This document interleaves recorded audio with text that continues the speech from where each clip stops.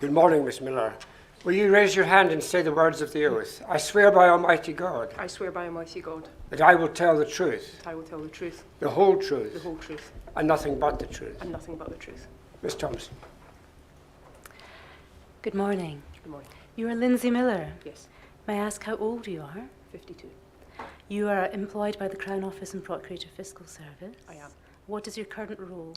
I'm Deputy Crown Agent for Operational Support.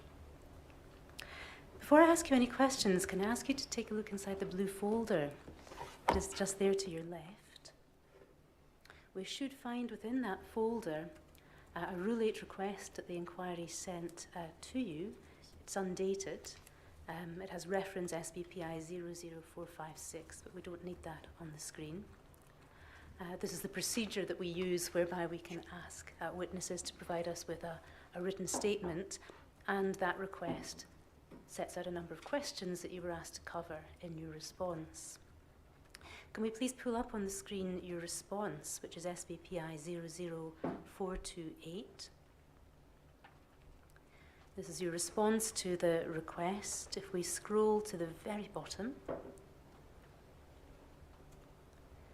we'll see that it was prepared by you and signed on the 4th of January 2024. Your signature has been redacted, but hopefully will appear on the version in hard copy in front of you. And if we can look at the very last paragraph of the statement, which is 93 paragraphs long, it reads, "I believe the facts stated in this witness statement are true. I understand that this statement may form part of the evidence before the inquiry and be published on the inquiry's website." And so you prepared this statement in that knowledge? I did. And did you do your best to provide a full and accurate response to the questions that you were asked? I did. Ms. Miller, you have hard copies of the request and your response in front of you.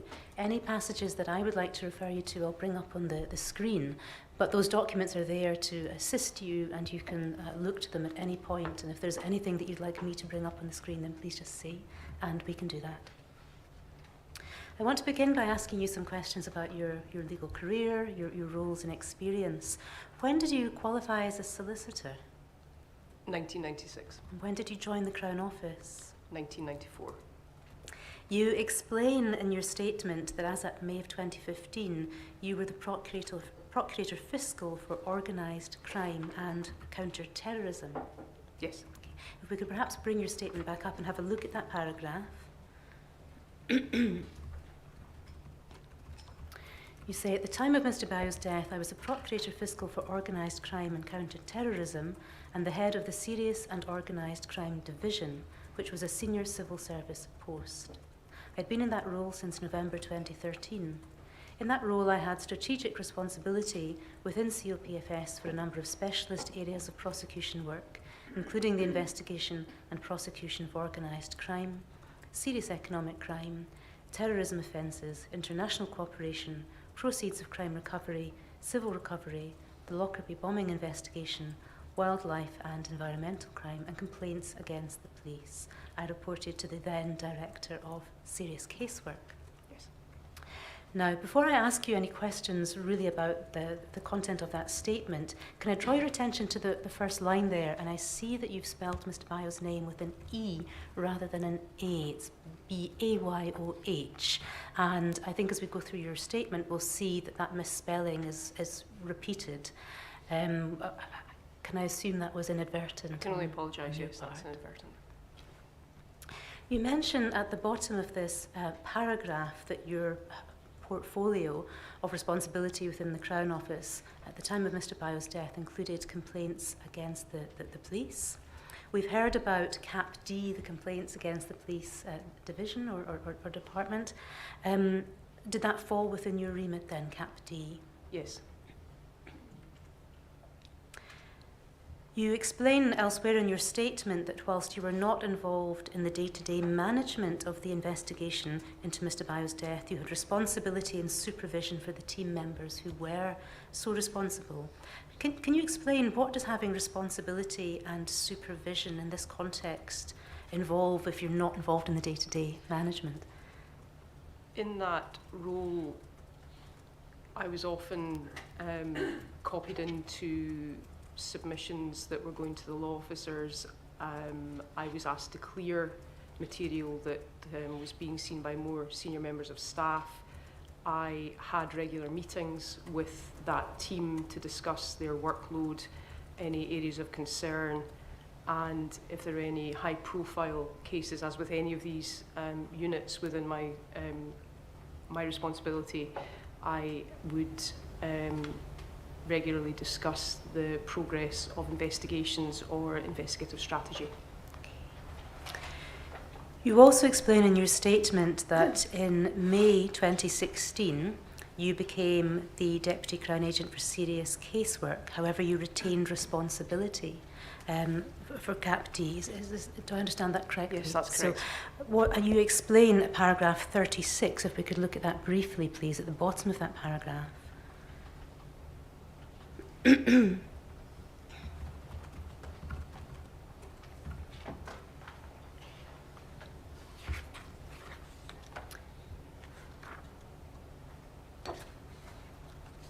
Thank you.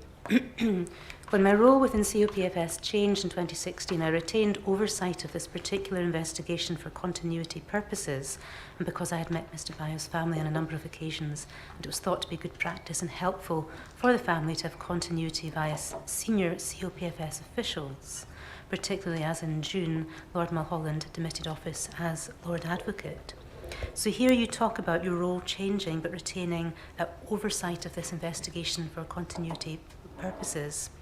Was there any difference between your role before and after May 2016 when you changed post?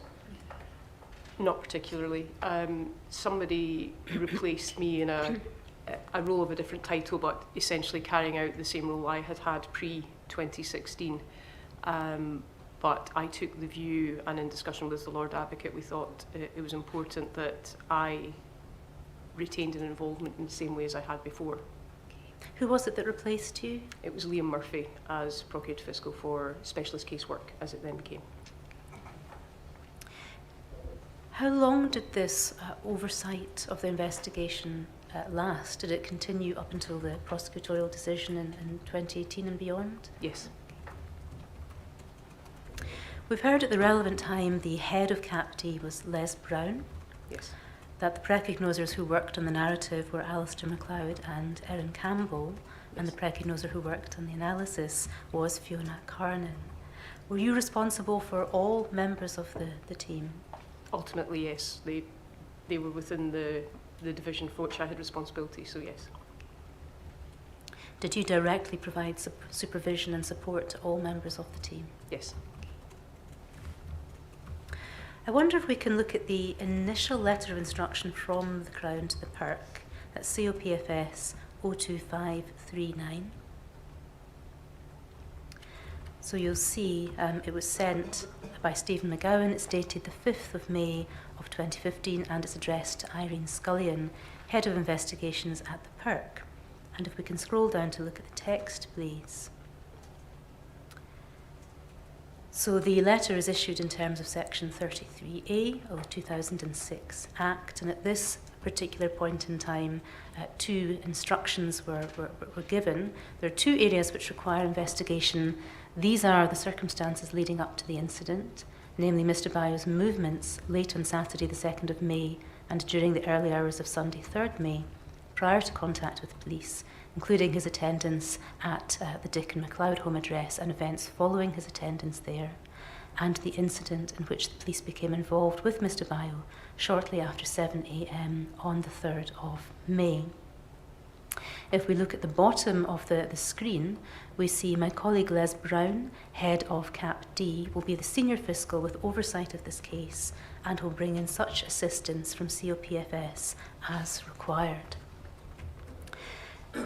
Now, both Mr. McGowan and Mr. Brown have already given evidence before the inquiry, and we understand that there was an earlier version of this letter, also in Mr. McGowan's name and signed by him, but he doesn't think that it was ultimately issued.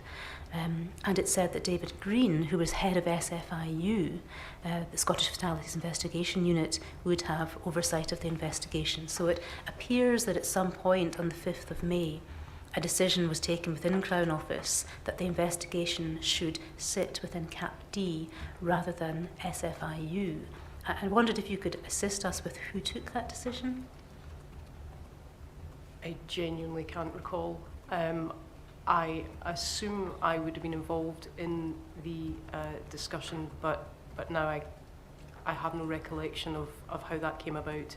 I know David Green was involved in the initial call about Mr. Bale's death, but as for who took that decision and how it came about, I'm afraid I can't recall now. Mr. McGowan was also asked this question and he couldn't recall either, but I'll tell you what he said in his evidence. He said, "I don't specifically recall any discussion about it. There must have been a discussion about it.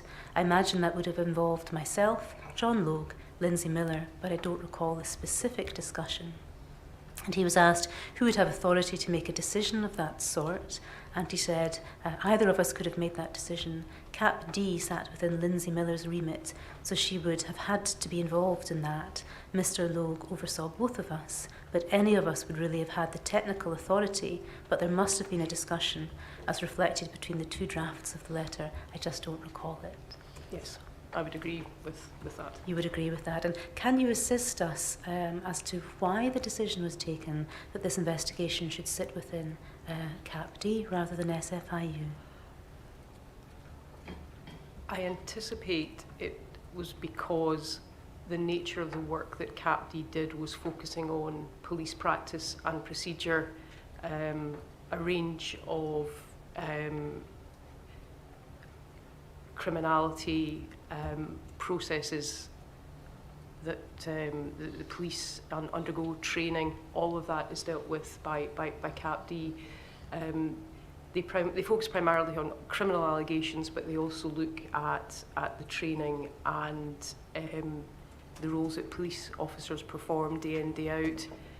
There is always the ability to consult and seek assistance from SFIU, so there's no suggestion that if it sat with CAPD, it sat within a silo in COPFS.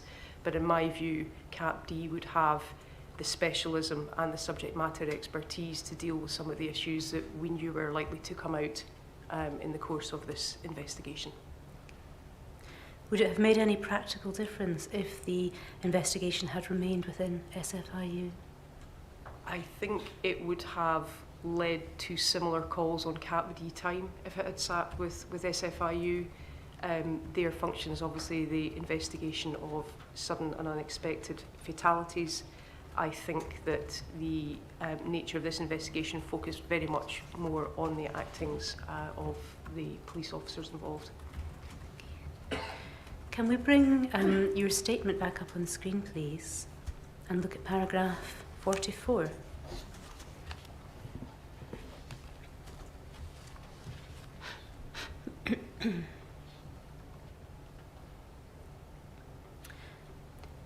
You were asked questions about the ECHR, and at paragraph 44 you say, during the investigation there were multiple discussions amongst officials about COPFS obligations under Article 2 of ECHR, both in terms of the nature of the unprecedented levels of disclosure provided to the family via their legal representative, but also in terms of the nature and extent of the Crown investigation on the basis that this was a death at the hands of the state.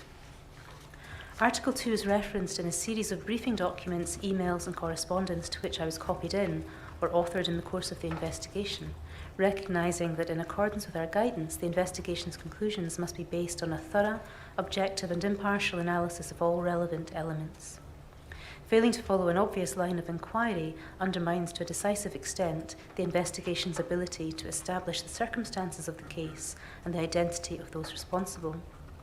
COPFS must ensure that all lines of inquiry relevant to the death are considered, including responses received from third parties, expert opinion and concerns raised by nearest relatives. The investigation must be prompt and be open to public scrutiny depending on the facts and circumstances of the death and supportive of the participation of nearest relatives. I do not recall any specific discussion referencing Article 14 as it specifically relates to protection from discrimination on race and religious grounds, but all of those involved in the investigation were conscious, certainly in my discussions with them, of the Crown's obligations and core values to treat all with professionalism and respect. Now, a number of witnesses before you have been asked about Articles 2 and 14, and that the principles that can perhaps be distilled from the case law have been put to them. And witnesses have agreed that for an investigation into a death by the state to be Article 2 compliant, it requires to be effective. Would you agree with that? I would. And to be effective, an investigation must be adequate. Can I make you aware, Ms. Miller, that the proceedings are being transcribed? Thank you. Where the death follows the use of force by state agents, an adequate investigation must be capable of leading to a determination of whether force used was or was not justified. Do you agree? I do. And the standard to be applied is that of no more than absolutely necessary when considering the use of force. I agree.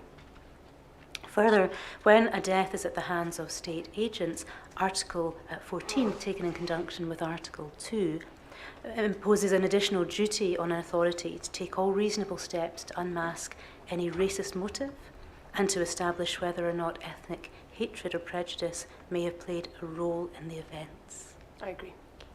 And that investigation should be pursued with vigour. Yes, that's correct. So these are positive obligations on both the PIRC and the Crown in terms of Article 2 and Article 14. Yes. And they would require to be discharged both through the PIRC's investigation and through the Crown's investigation. Yes. And central to the Crown investigation, of course, is the precognition process. Yes. I want to begin by asking you some questions about the PIRC investigation, then we'll move on to look at the precognition process. Can we bring up perhaps paragraph 77 of your statement?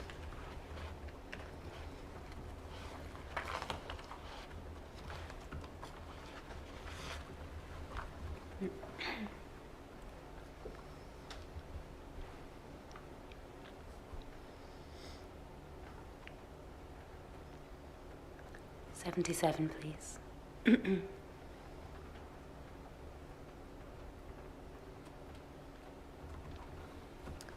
You say here, it was important to take into account Mr. Bayo's race at all stages of the investigation, in particular to understand whether the police response to the calls from the public and the manner in which they sought to detain him was in any way affected because he was a black man and indicative of racial bias. So you anticipated that at all stages of the investigation, account would be taken of Mr. Bayo's race. But that would apply both to the PIRC investigation as well as the Crown investigation. Yes. You say whether the manner in which the officers sought to detain him was indicative of racial bias. Was that a question that you expected the PIRC to address? Yes, I did. What expectation did you have as to how they would take account of race during their investigation? I expected them to analyse the initial instructions to the officers, what they had been told, what their understanding was when they attended the locus, what their training was in terms of detention and restraint, and to include that in their analysis to be provided to the Crown. And in particular, what was your expectation as to how the PIRC would investigate whether the police response and the manner of detention were indicative of racial bias? I would expect them to review, and certainly through discussions we had with the family and their representative, there were concerns about policing response in that local area, particularly around issues of race. That certainly was passed to the PIRC, and I would expected them to investigate that and provide detail on it in their report. And beyond that particular issue, Where else do you anticipate they would look for evidence indicative of racial bias? In the overall context of the circumstances. Do you consider that it was clear to the PIRC what was expected of them? Yes. How was it communicated to them what your expectations were? In the initial letter of instruction, and I believe there was a follow-up letter from Mr. Brown, which set out in significant detail what was expected of them.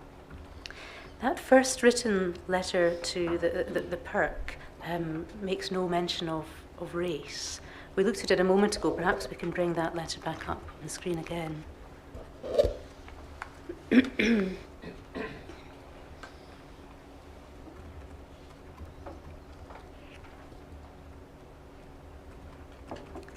We've looked at this paragraph already. There are two areas which require investigation, and they are, and I'll read it short, the circumstances leading up to the incident and then the incident itself. So there's no mention of race within the four corners of the initial letter of instruction.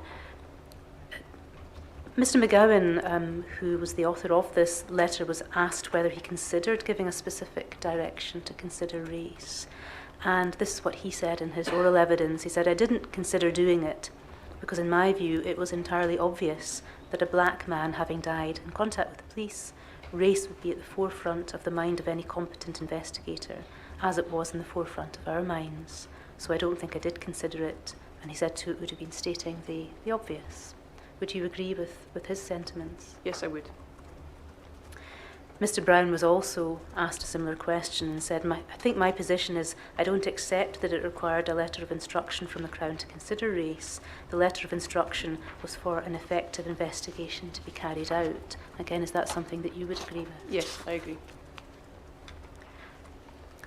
In her evidence, Kate Frame, who was the commissioner back in 2015, was asked whether she considered that this letter of instruction permitted PIRC to actively investigate whether race was a factor. And she said, and I quote, "I would have expected a specific direction from Crown Office about that." Would you wish to offer any comment on that?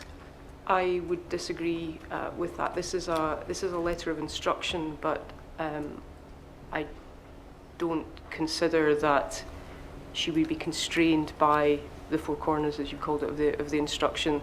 It's not like terms of reference for non-statutory or statutory inquiries, where they are very specific, and the inquiries need to stay within the parameters of those terms.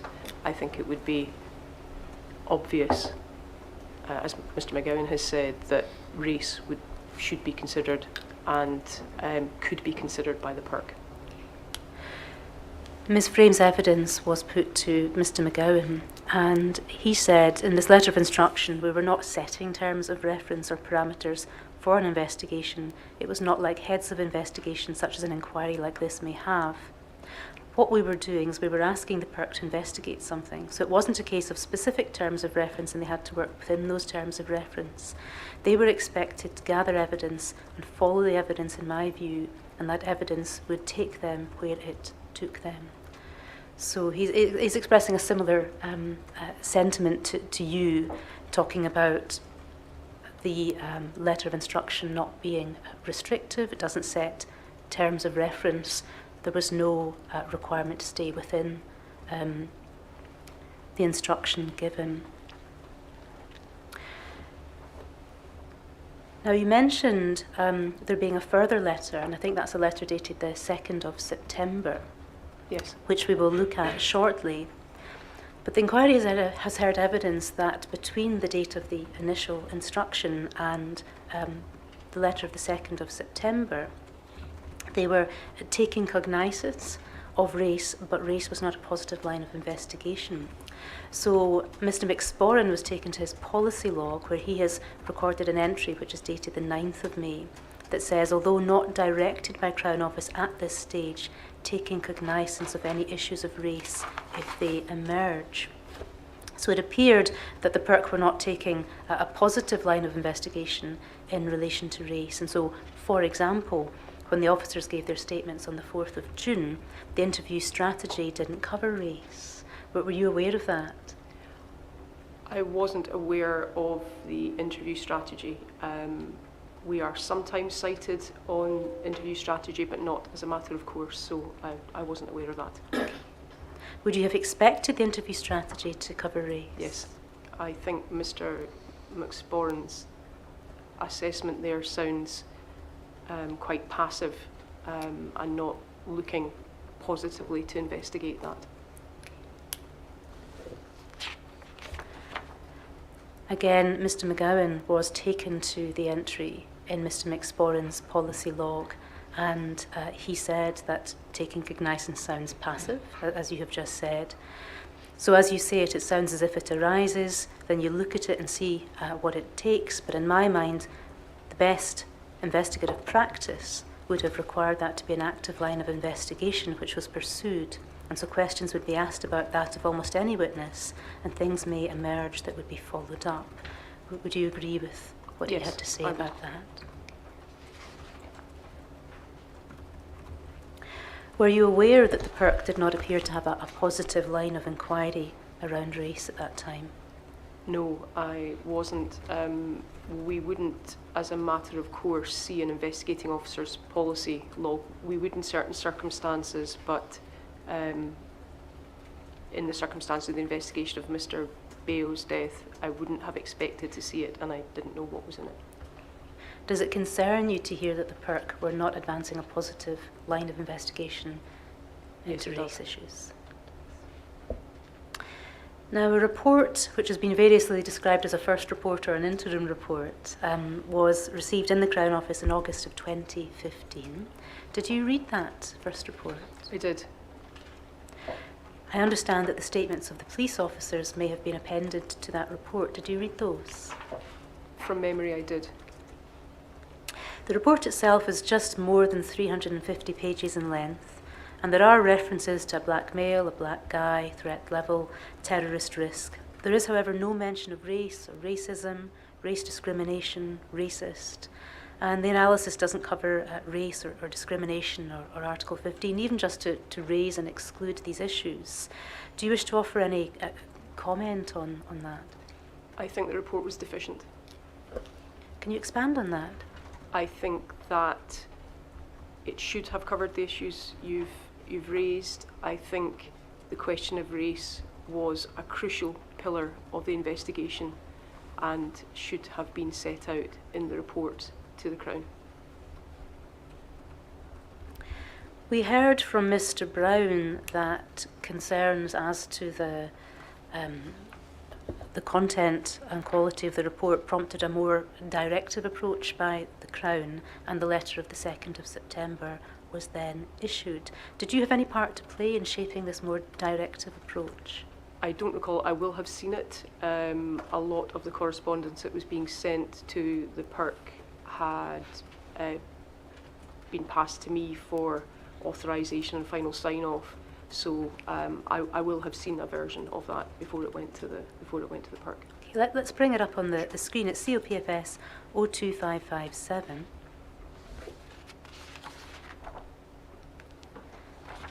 And if we can get our bearings, so this is a letter that we can see from the reference. It's been sent by Mr. Brown, and his signature is at the bottom, addressed to Kate Frame and dated the 2nd of September. There's a reference to a meeting with the family and the Lord Advocate, and the Lord Advocate confirmed that the PIRC would be instructed to carry out investigations in respect of a number of matters in order that a properly informed decision may be taken by the Crown as to the most appropriate way to proceed. The following matters require further investigation in this regard. And there then follow a number of bullet points. If we can perhaps scroll all the way down to page 4.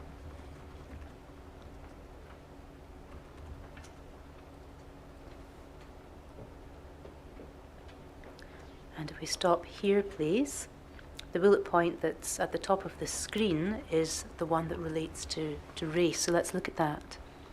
I require confirmation from the Commissioner that issues of race and whether there is any evidence of racial motivation is a primary focus in the PIRC investigation. The investigation should examine whether there is any evidence that any of the officers involved has expressed any racist views or opinions in the past. In particular, someone indicated that officers from within the Fife area had been investigated for texting racial slogans and that one of the officers was referred to him.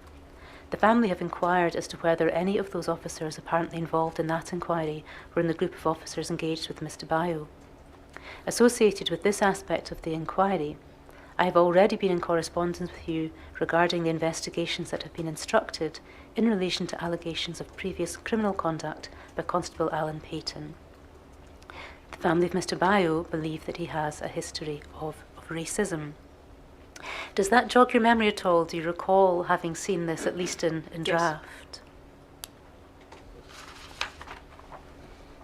So far as race is concerned then, there's a request for confirmation from the Commissioner that issues of race and whether there is any evidence of racial motivation is a primary focus in the PIRC investigation.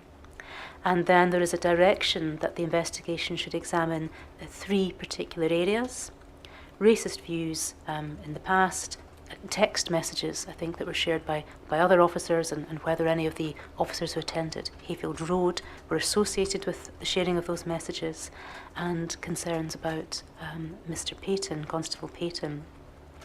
We've heard evidence that these 3 particular lines of inquiry reflect concerns that had been raised by Mr. Bayo's family. Was that your understanding? Yes, that's right. That's what I was referring to earlier. Mr. Brown gave evidence that he intended this to be a general instruction, the requirement that the Commissioner confirm that issues of race and evidence of racial motivation were a primary focus. He intended this to be a general instruction in which he then went on to highlight 3 specific concerns raised by the family. Now, the inquiry has heard that the PIRC's consideration of race didn't really go beyond those 3 specific lines of inquiry. Did you anticipate that their investigation would be broader in its scope? I did, and I would take that from the first sentence in that bullet point. The issues of race and whether there's evidence of racial motivation is a primary focus in the PIRC investigation. What did you expect from the PIRC in carrying out this investigation into race and whether there's any evidence of racial motivation? I expected that to form certainly a significant portion of the report to the Crown. Again, looking at some of the factors I've identified earlier in my evidence about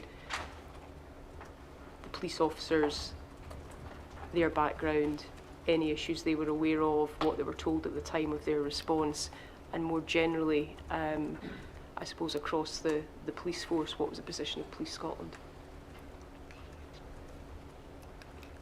Now, given that the first report submitted in the August of 2015 was deficient in your view, certainly so far as its consideration of race was concerned, was any consideration given within the Crown to providing more in the way of guidance and direction to the PIRC at this stage, rather than a general instruction or a request for reassurance followed up with what were in effect 3 bullet points or lines of inquiry? I don't recall any specific discussion about that, but I'm aware from my own meetings with the PIRC and also Mr. Brown's role that there was regular engagement on this investigation. So even if you take that bullet point in the 3 issues as a starting point, that certainly wouldn't be the end of the discussion, and I would expect there to be ongoing dialogue, as we would with any investigating agency, as the inquiry progressed. Thank you. When Mr. McGowan gave evidence, he was asked, we've heard that the PIRC's consideration of race didn't really go beyond these 3 specific aspects, and I wonder whether with hindsight this was an opportunity for the Crown to have provided more in the way of guidance to PIRC, perhaps by providing additional examples of lines of inquiry, or perhaps by stating that the expectation was that they applied their own minds to the issue and perhaps reported back to the Crown in terms of how they proposed to take this aspect of the inquiry forwards. And Mr. McGowan said, in hindsight we could have, but again I go back to the context, and the context is a number of discussions in which these were discussed, and the context is also that the people that we were dealing with at PIRC were very experienced Although PIRC was a new organisation, the Commissioner was an experienced prosecutor, and the Director of Investigations and the senior staff were very, very experienced police officers and very experienced detectives who, from my own knowledge, had dealt with very complex cases. On reflection, and given what you've told me, yes, we could have put more in, but I would be disappointed if today, as we sit here now, if a similar incident occurred, we would have to specify in the body of a letter of instruction, these are the lines of inquiry you should follow. Would you agree with what Mr McGowan had to say? I would.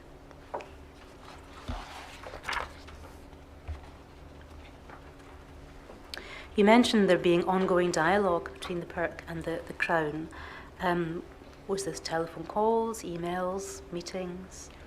I think as far as Mr Brown was concerned, that was the nature of the contact. I had, from early 2017 onwards, quarterly meetings with the Commissioner, not just about this case, but about the range of the casework that PIRC was undertaking. So that was mostly face-to-face with some email contact. Ms Frame, in her evidence, said that the PIRC had sought guidance about how to assess whether the officer's actions had been influenced by race, and that a greater degree of direction and guidance would have been helpful. Do you have any comment to make on her evidence? That's her view. I think I'd go back to what Mr McGowan said and what I agreed with, that she was a very experienced prosecutor who had, in fact, before been appointed to be the Commissioner, had been head of CAPD. The PIRC officials involved were very senior at the time of their retirement from respective police forces, very senior, very experienced.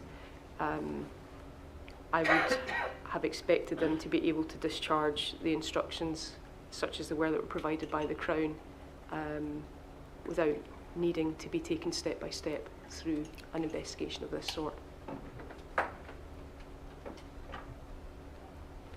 In her evidence, Ms Frame said that no guidance was given about the evidence from which inferences might be drawn, and the guidance had been sought. Were you aware of the PIRC looking for guidance as to how to approach their examination of the question of race?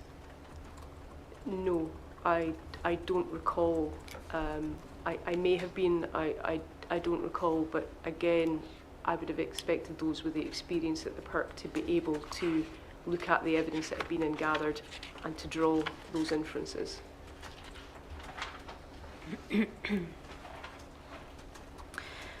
You mentioned that you had an expectation that the PIRC would look at the backgrounds of the officers, look at the information provided, their knowledge effectively on arrival at the locus, and look at across the police force in general.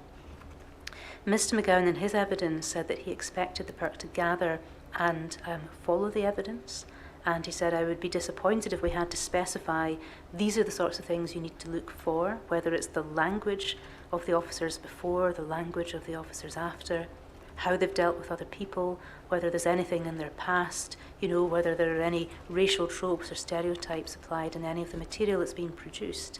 I'd be disappointed if we had to do that now. So he referenced language, racial tropes and stereotypes, and a comparison of the treatment of Mr Bayo with how the officers had dealt with other people. How do those suggestions fit with your own expectations as to how the PIRC might have looked at the issue of race? I would agree with all of that.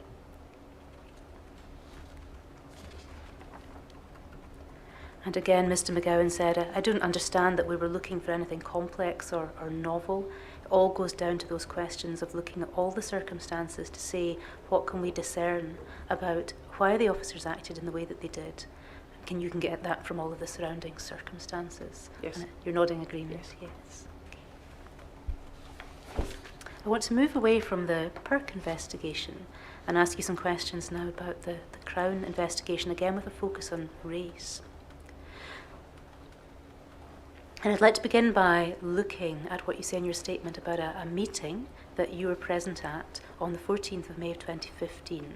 So if we could perhaps bring up your statement again and look at paragraph 79. And this was a meeting with the Lord Advocate, who at that point in time was Lord Mulholland.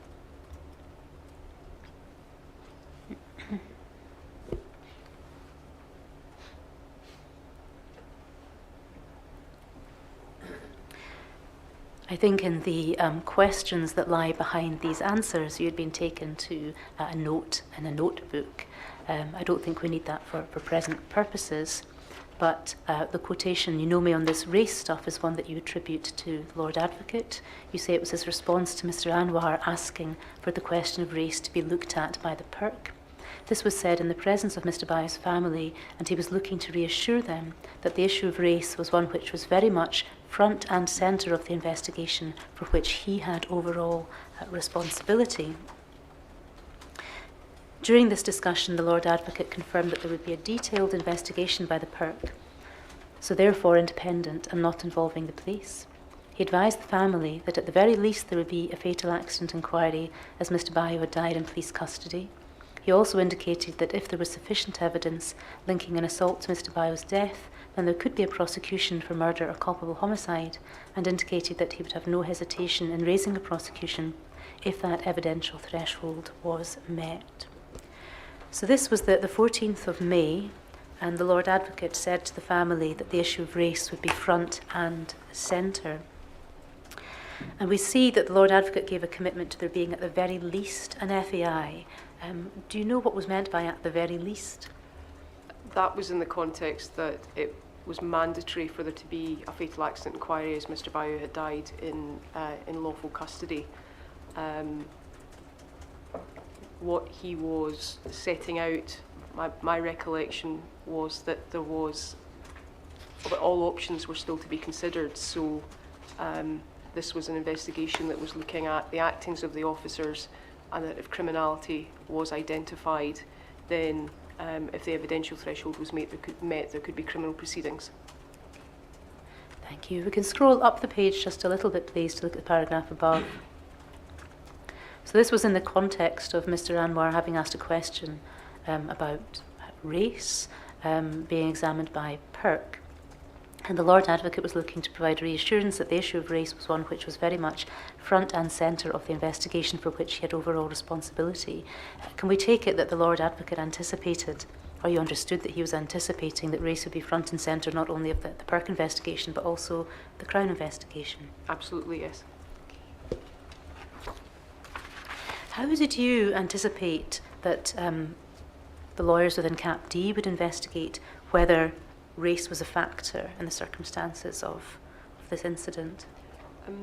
Really looking at the factors that you've discussed with me this morning that Mr. McGowan outlined. So we would be looking at statements from eyewitnesses, statements from the officers training records, any suggestion of misconduct, anything within the materials provided by Police Scotland about training, about the officers themselves, and in the focus on them with Mr. Bayo at the locus, their actings, and was there anything that could be drawn, any inference that could be drawn from that that suggested it was indicative of racial bias. Had guidance been published within Crown Office as to how to recognise racial bias in an investigation of this sort?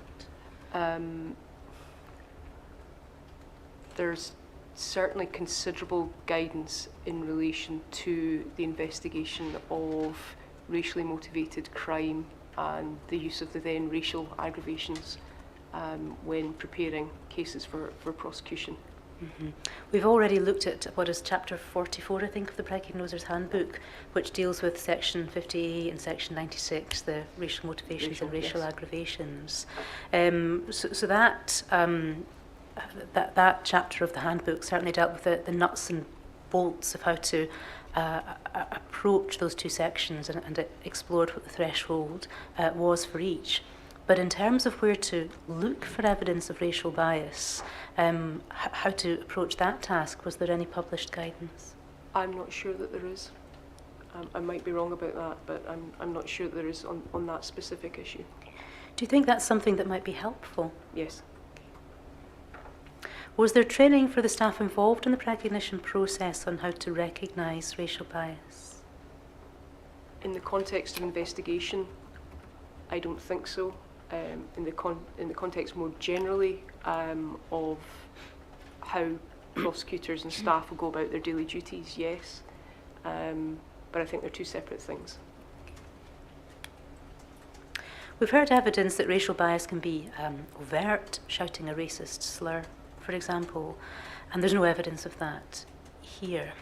The inquiry has also heard that evidence of racial bias can also be covert, subtle, harder to detect. Would you agree with me that if you only look for evidence of overtly racist behaviour, then you may overlook the more subtle behaviours that are indicative of bias? Yes.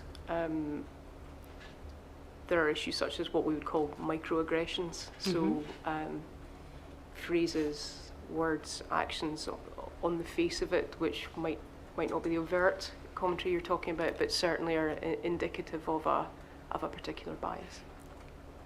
And would you agree with me that if you only look for evidence of overtly racist behaviour, then your investigation might not unmask a racist motive? Yes, I would agree with that.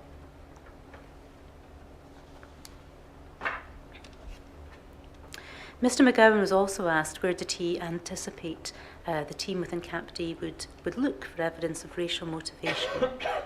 He said it would be in all of the evidence.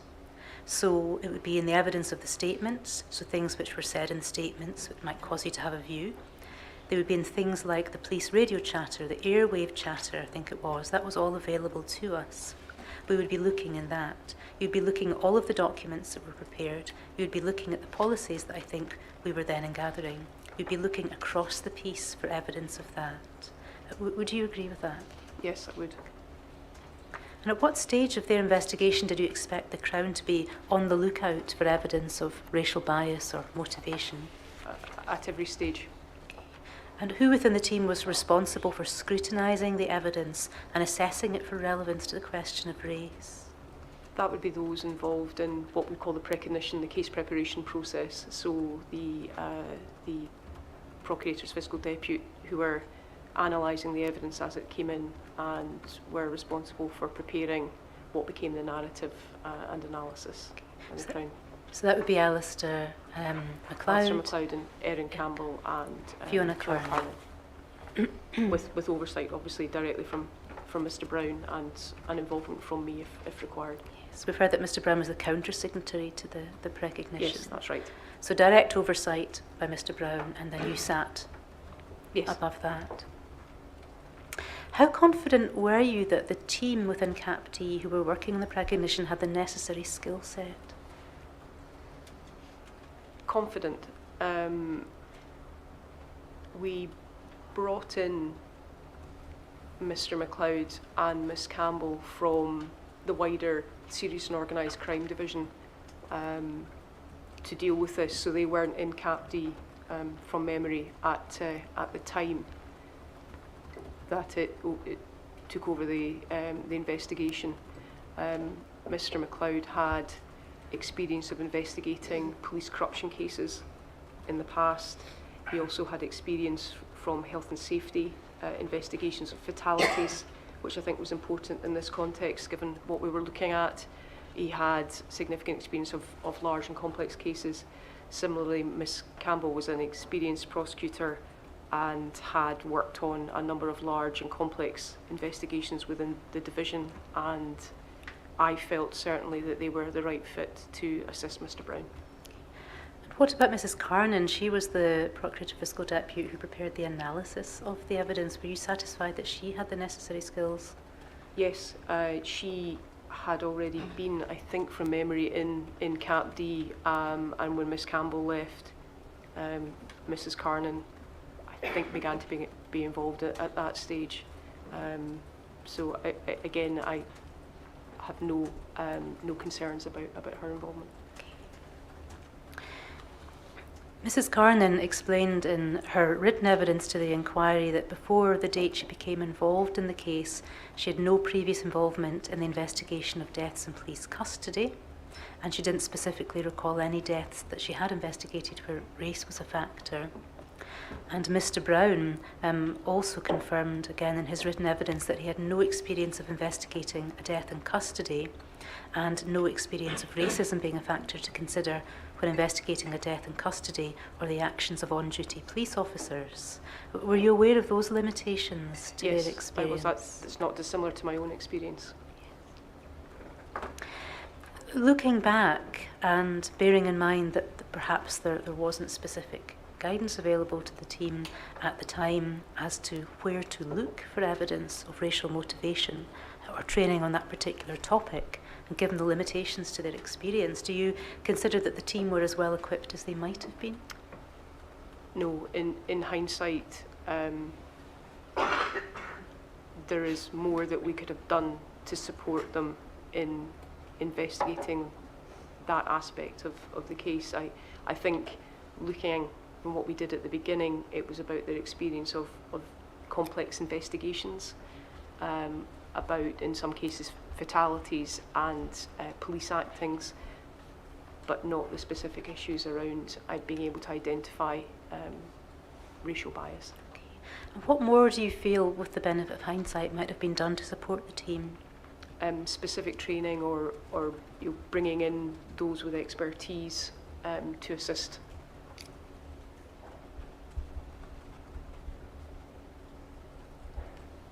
And was any consideration given at the time to bringing in those with expertise to assist? No, not that I'm aware of, certainly not by me. And when you say those with expertise, do you have in mind staff within COPFS or external? External, I think. We do have and I think I've referred to my statement, we have the Equality Network, we have the Inclusion Network, but I think it would have been helpful to have those from out with COPFS with the relevant skill set and experience to assist.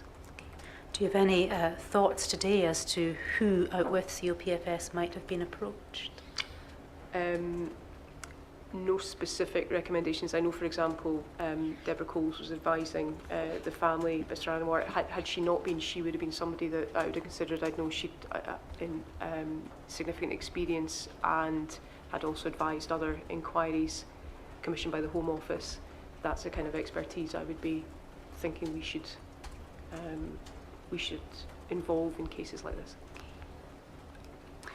And you yourself explain in your statement that you do not have experience of racism being a factor to investigate in relation to a death in custody, but you do also explain that you were the secretary to Sir Anthony Campbell's inquiry. And I wonder if we can look at what you say about that, paragraph 72 of your statement.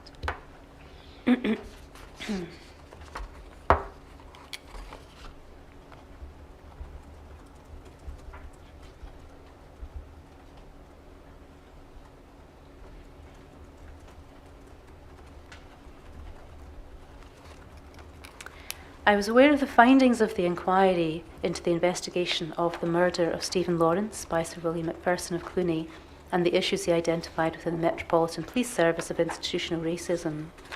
Further, having been secretary to Sir Anthony Campbell QC's non-statutory inquiry into the actings of the Crown and the Crown's decision-making regarding the murder of Surjit Singh Chokar, which followed closely after the Macpherson review, I was conscious of the issues considered in that inquiry which focused on the Crown, particularly Sir Anthony's definitions which he outlined in his report. Racism is, in legal terms, unlawful racial discrimination, and it may be direct or indirect. Direct discrimination includes less favourable treatment of a person on the ground of colour or some other forbidden ground. Indirect discrimination arises where members of different ethnic groups are treated equally in a formal sense, but where a practice, procedure or rule puts the members of one ethnic group at a substantial disadvantage compared with another without any objective justification. Direct and indirect discrimination may occur without any intention to discriminate or any discriminatory motive. And, in the context of this inquiry, I take institutional racism to mean racial discrimination, which is not only an individual discriminatory act, but is systemic in the sense that it results from a practice or procedure that operates within the institution. During my examination of the decisions that were made, I have been alert to the danger of what has been described by Lord Nichols of Birkenhead as subconscious motivation. As he said, all human beings have preconceptions, beliefs, attitudes and prejudices on many subjects. It is part of our makeup. Moreover, we do not always recognise our own prejudices. Many people are unable or unwilling to admit even to themselves that actions of theirs may be racially motivated. Did you consider that your experience as secretary to that inquiry was an advantage to you when you were supervising or overseeing this investigation? Yes. Can you elaborate on that and explain how it brought you benefit? In the course of Sir Anthony Campbell's inquiry, we looked not only at the purpose, nature and extent of the investigation into Mr. Chokar's death, but the training that staff had had and their own understanding of direct and indirect racism. And that was obviously analysed in the context of whether the decisions made by the Crown in relation to the investigation of Mr. Chokar's death were motivated by conscious or unconscious bias. And I felt that some of that learning was of assistance when looking at the investigation into Mr. Bayo's death. You clearly knew about subconscious motivation. We see that the quotation from Lord Nichols set out in Sir Anthony's report. Did you expect that CAPD would examine subconscious motivation of the officers when considering racial bias? I did, maybe not using that terminology, but I did perhaps along lines more of an unconscious bias, but certainly I expected that to be considered. And how did you expect them to go about that task? In their analysis of their findings from the consideration of the evidence as a whole.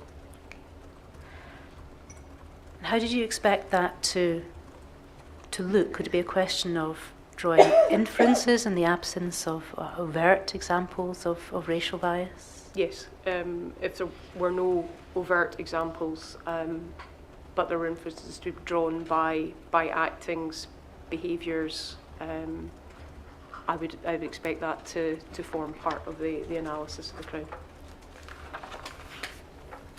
Did you share with the team any of your learning from your time as secretary to Sir Anthony's report? We talked about it, but only in very general terms. We were aware, Mr. Brown and I were obviously in the service at the time, as was Mr. McGowan. I think it was almost taken as read in some ways, and in hindsight perhaps should have been more overt from us in our discussions with the team. Okay. And looking back, with the benefit, of course, of hindsight, do you think there might have been a benefit to the team if you'd shared with them the particular experience that you had through working with Sir Anthony and the learning that you've shared with us today in terms of an approach to subconscious motivation or Yes. unconscious bias and how to identify it? Absolutely, yes.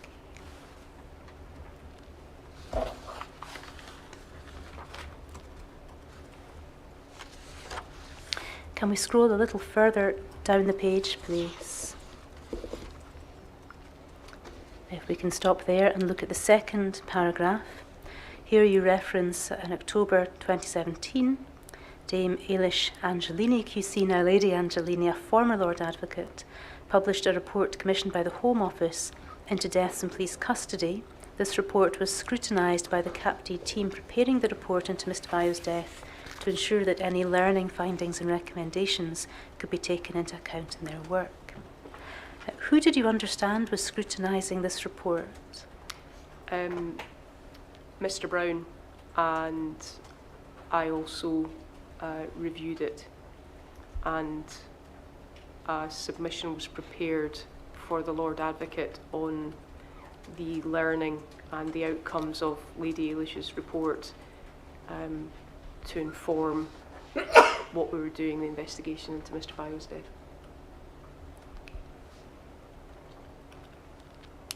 If we can look at the next paragraph, please.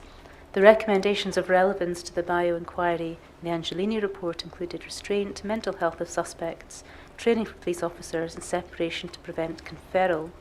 There were also comments about the disproportionate response by police to suspects who were of black and minority ethnic background, where it was documented that restraint tends to last for longer, there is less attempt to de-escalate through non-physical means, etc. So in this particular report, concerns were raised about the disproportionate response to suspects who are black or of minority ethnic background, and that disproportionate response can include less by way of attempts to de-escalate through non-physical means.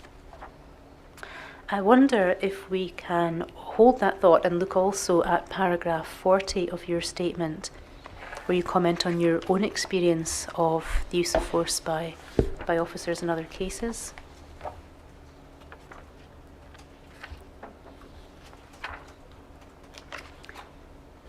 It's that bottom paragraph on paragraph 40, thank you. You say here, my experience from countersigning Cap D cases was that often officers were very quick to deploy methods in accordance with their training, which could be viewed as exacerbating the situation, such as drawing batons, deploying CS spray, tasers, etc., rather than trying to engage with individuals to try and calm them down and avoid direct confrontation. My email, and clearly in the underlying question you've been referred to an email, my email simply reflected my concern at that time that such training might not be possible, and my concern that the default setting of many police officers confronted with a potentially dangerous situation, both to themselves and the wider public, would be to draw some sort of weapon to deal with and try to contain the situation, particularly in what I've described as a collapsing time frame. So Lady Angelini expressed concerns around less in the way of attempts to de-escalate where a suspect is of a black or minority ethnic background, and you talk here about your own experience of officers being quick to use methods that could be seen to exacerbate the situation, rather than trying to engage to calm things down and avoid direct confrontation. Now, are you talking here about your experience of officers behaving in this particular way in general, or with reference or in the context to of black and ethnic minority suspects? No, that's in general from my experience of dealing with Cap D cases.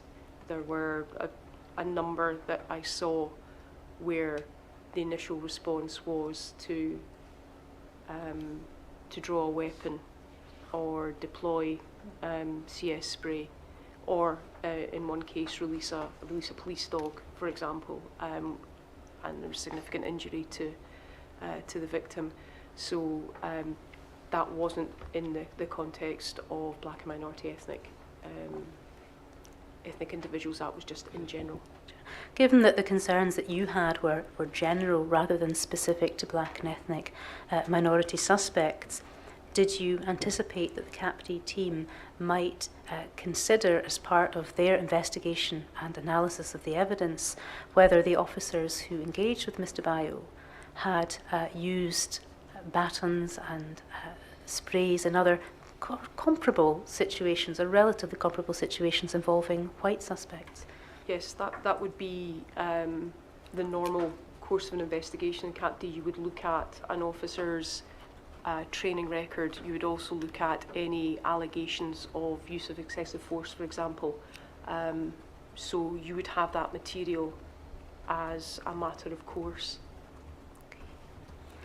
We've heard that use of force forms routinely required to be completed, also use of spray forms. Yes. Would you have anticipated that those sorts of forms might have been gathered, such that the person considering them might look to discern a pattern, if there were a pattern apparent from their use of batons or sprays on other occasions? Yes.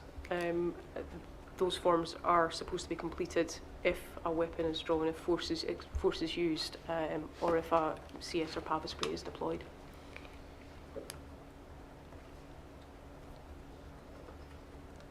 Again, given concerns expressed here and in Lady Angelini's report about excessive use of force, would you have had an expectation that Cap D would have examined the tactical options that were open to the officers, and in particular those first on the scene?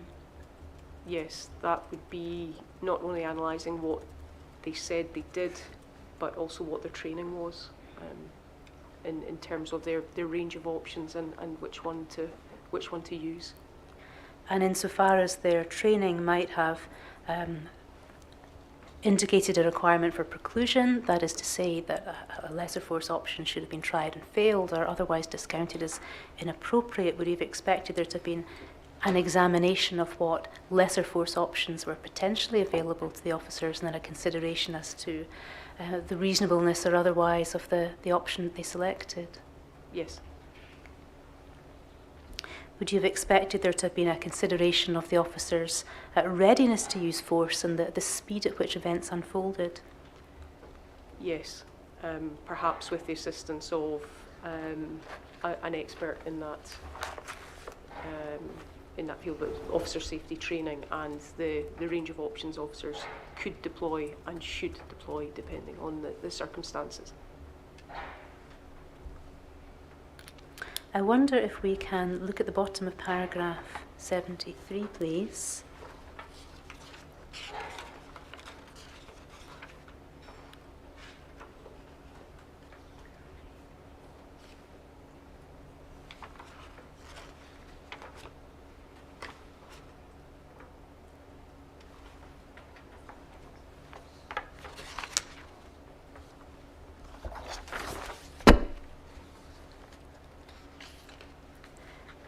Now, there are two paragraphs that have been numbered 73, I think, in error, and then we jump to 75. Okay, so the one above that is actually 74.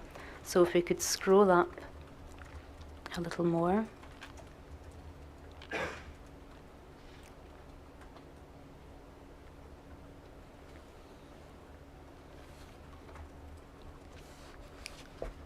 Oh, sorry, we've gone too far.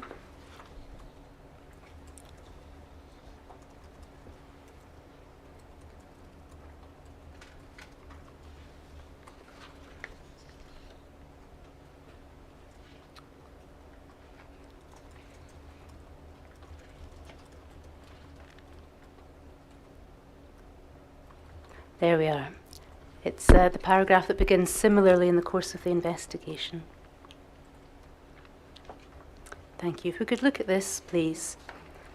You say that in the course of the investigation into Mr. Bayo's death, we were keen to learn from CPS colleagues about their experience of investigating deaths in police custody and restraint deaths in particular. We wanted to discuss how they dealt with such cases and what expert evidence they obtained. We had a particular interest in the review of the no proceedings marking in the Seanrig case.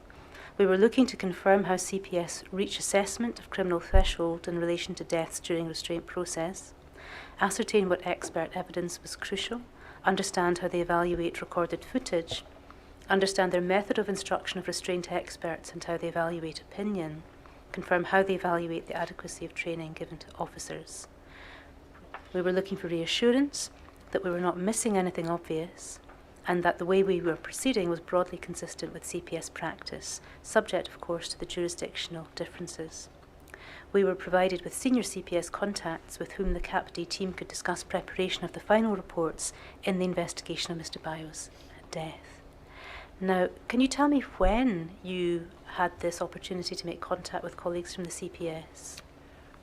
It was an ongoing series of discussions following Mr. Bayo's death. We had regular meetings, or certainly I did, with my CPS counterparts in the Special Crime and Counter-Terrorism division.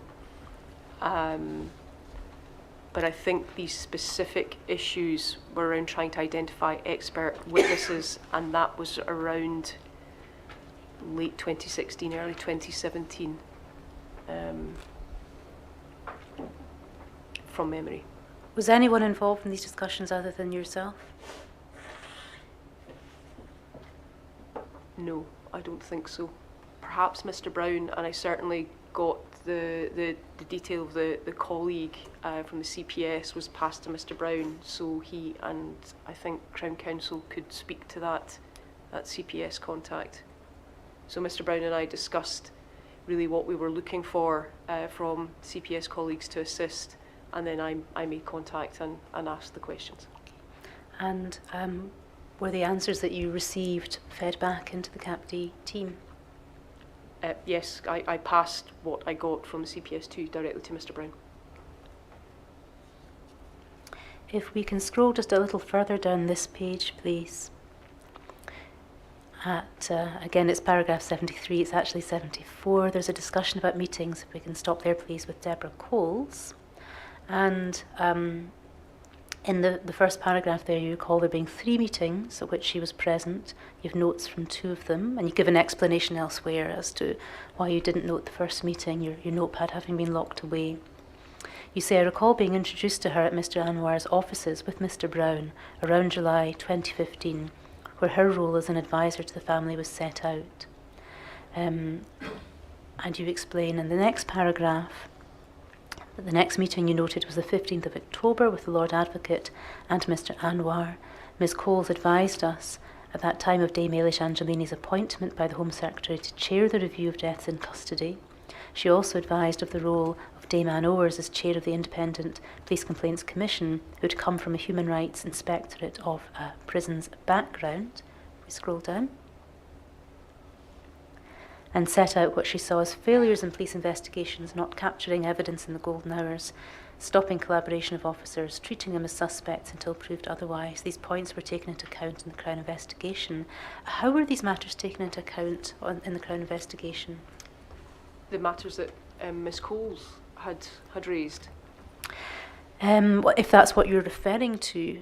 Yes, well, that's what I was referring to, that the discussions that we had with Ms Coles were incredibly informative and assisted our thinking as the investigation progressed.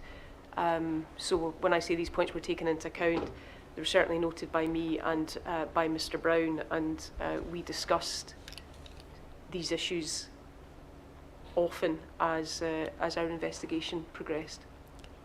You said earlier in your evidence, in the context of the discussion we had about with the benefit of hindsight, might external expertise have been brought in to assist the team.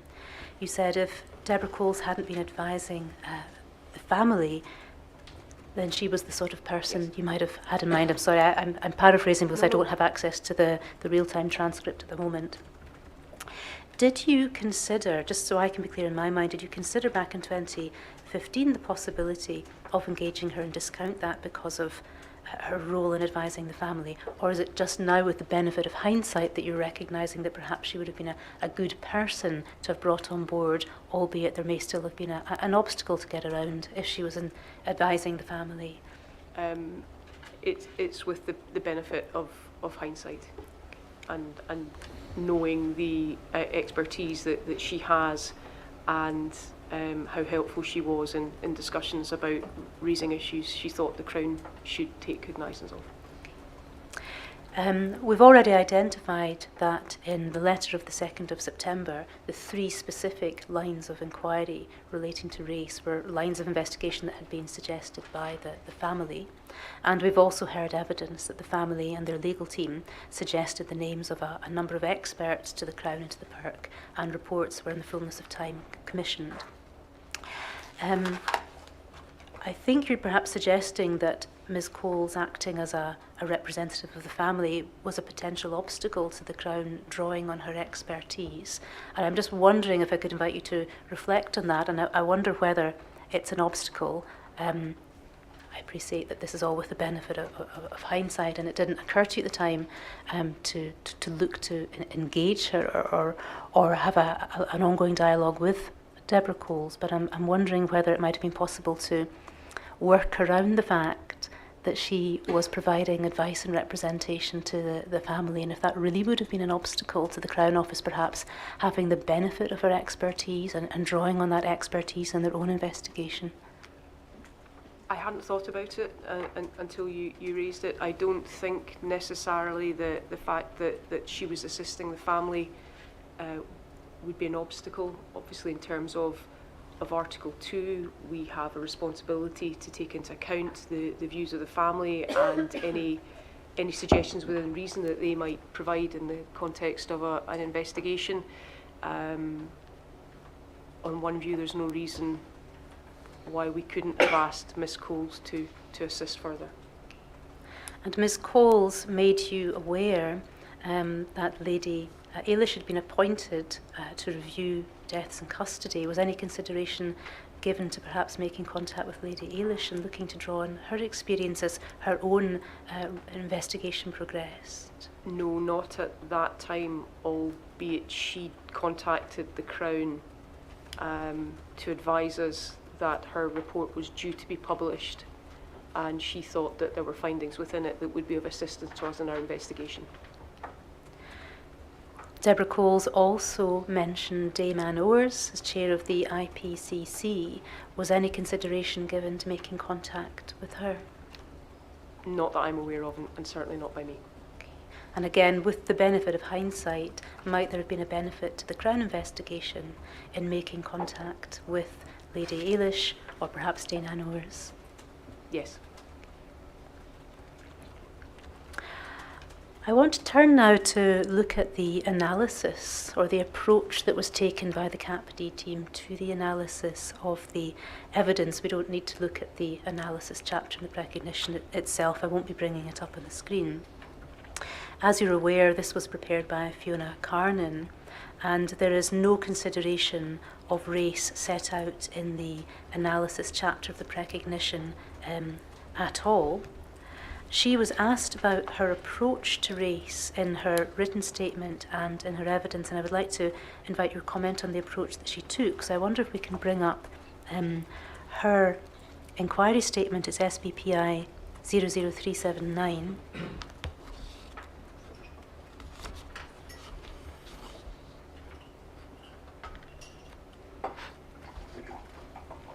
And can we go to paragraph 45, please?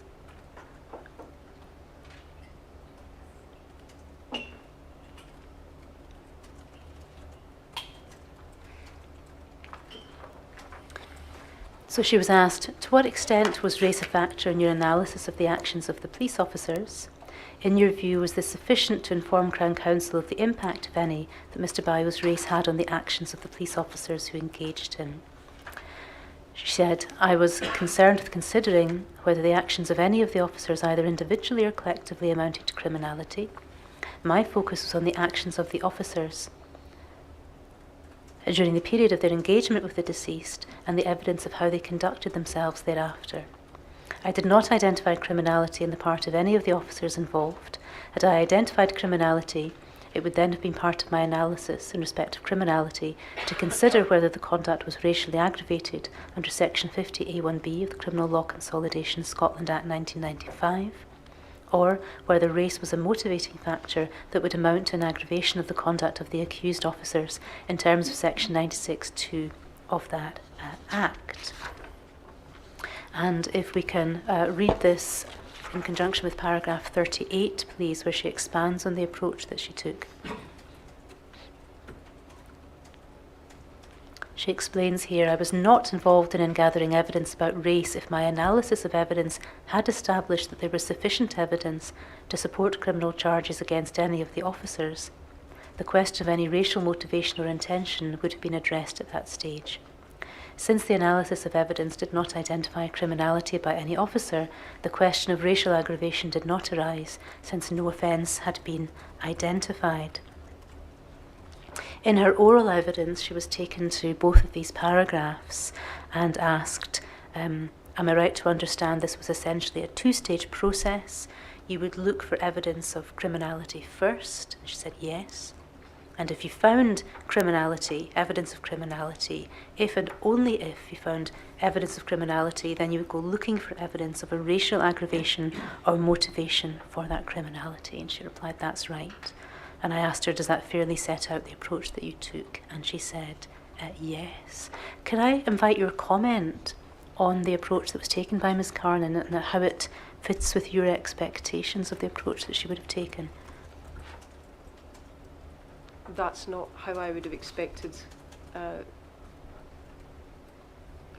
the approach to be.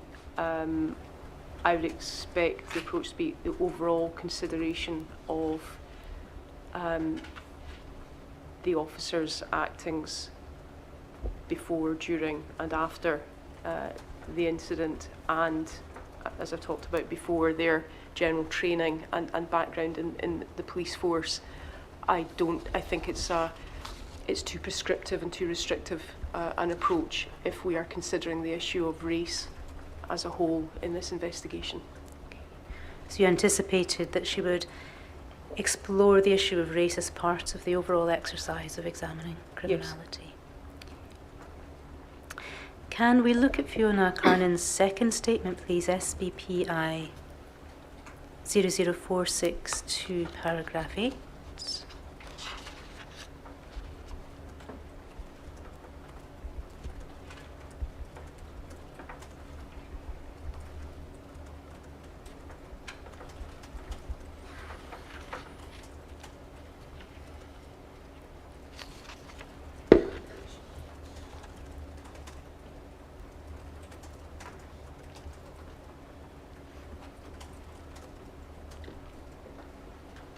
It's quite a short paragraph and it might not be immediately available, so I'll simply read it out to you.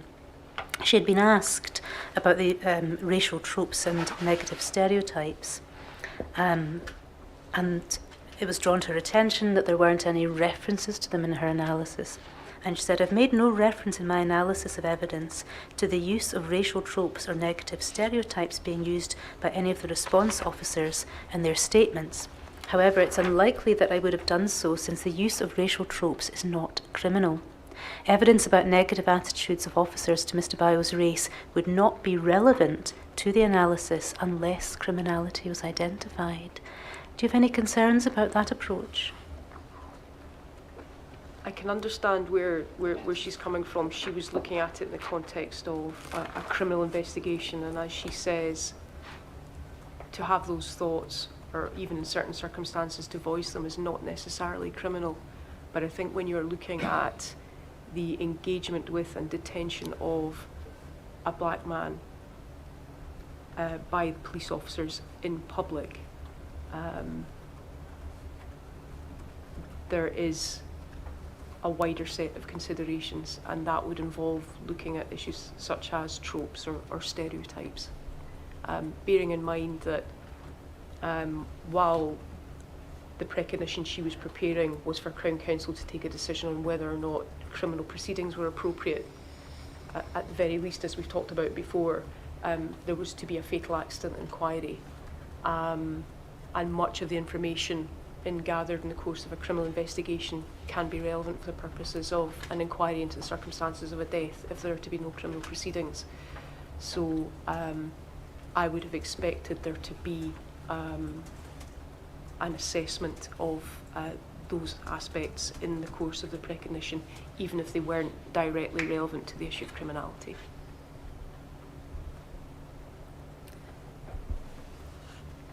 Thank you. Can you bear with me just one moment, please? Sir, I am about to move on to a new chapter. I wonder if that might be a convenient point to break. We'll take a 20-minute break at this stage.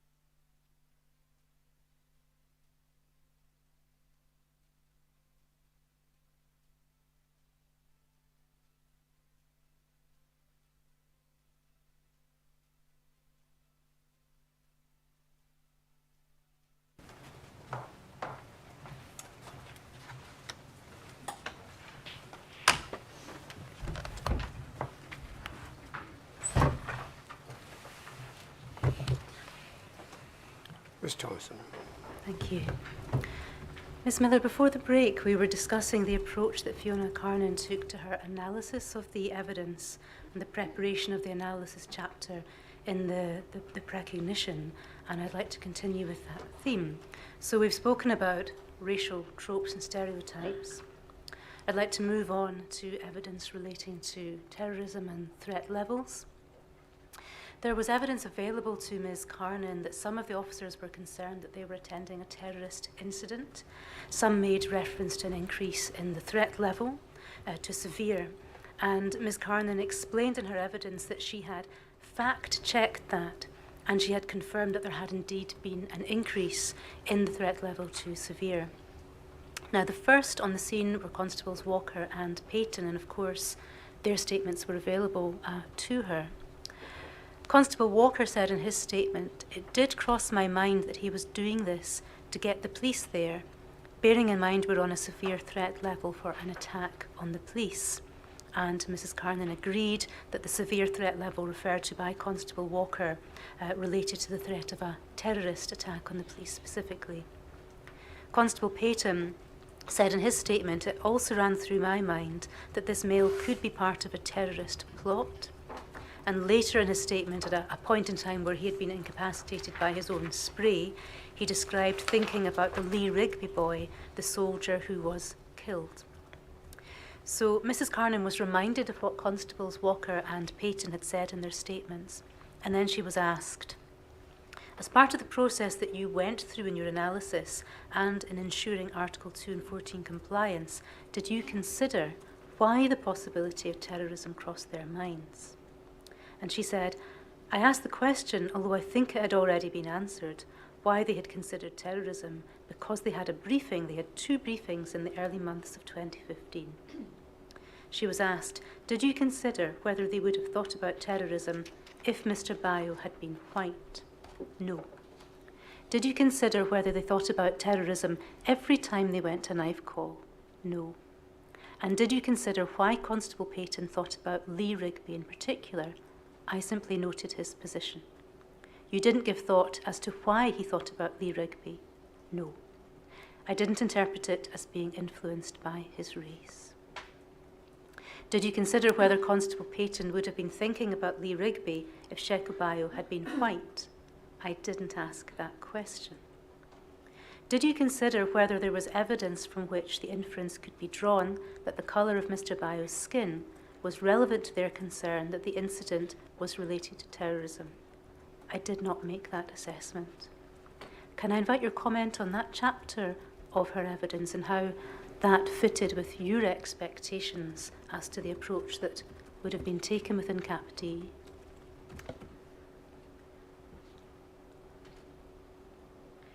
I don't want to be overly critical, but I would have expected a different approach. It was certainly very clear to me on the basis of the evidence that I had seen and just general experience, life experience, that it is unlikely, had Mr. Bayo been white, that the police officers would have had those thoughts. The initial terrorism threat increase was, I think, the January of that year, and we had been involved in disseminating information to our own staff where there were shared premises with police officers because of that threat. But I think it is obvious to many people that if somebody is of black or minority ethnic descent, the use of the word terrorist in relation to them can be used as a racial slur.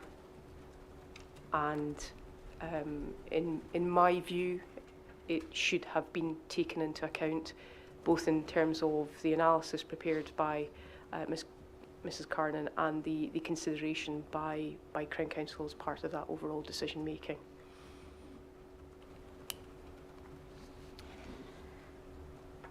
When he gave evidence, Mr. McGowan was also asked to comment on the passage that I've read to you.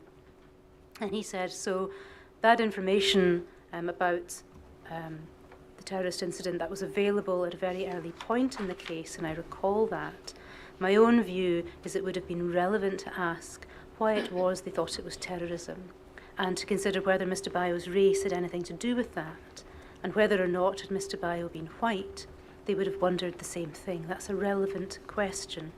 And he was asked, where might an analyst have looked to find the answers to those questions? And he said, in the evidence as a totality. And I see you nodding. Is there anything in that that you would disagree with? No, I think Mr. McGowan and I agree.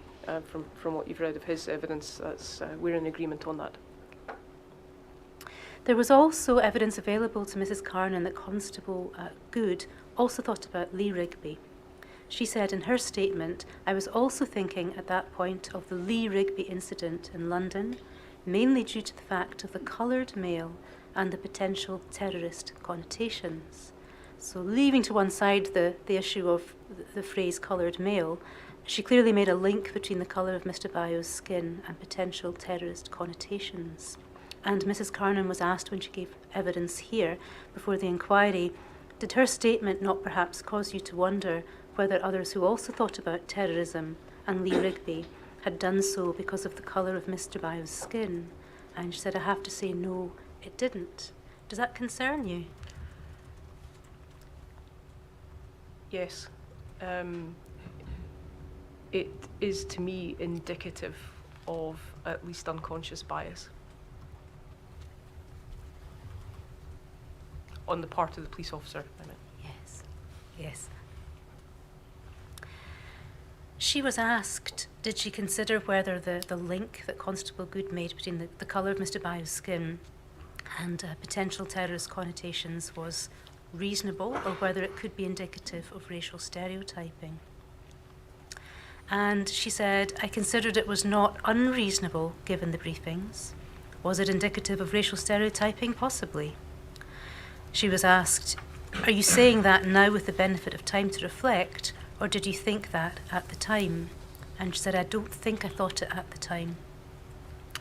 Even though she said in terms that she had made a link between the colour of his skin and terrorism, yes. At the time, you didn't think of that as racial stereotyping. With the benefit of hindsight and reflection, your evidence today is that it could be indicative of racial stereotyping, yes. And if it had occurred to you at the time, or if you had thought about it that way at the time, is it something that you might have included in the analysis? It's possible, yes. Can I invite your comment on what she said in her evidence?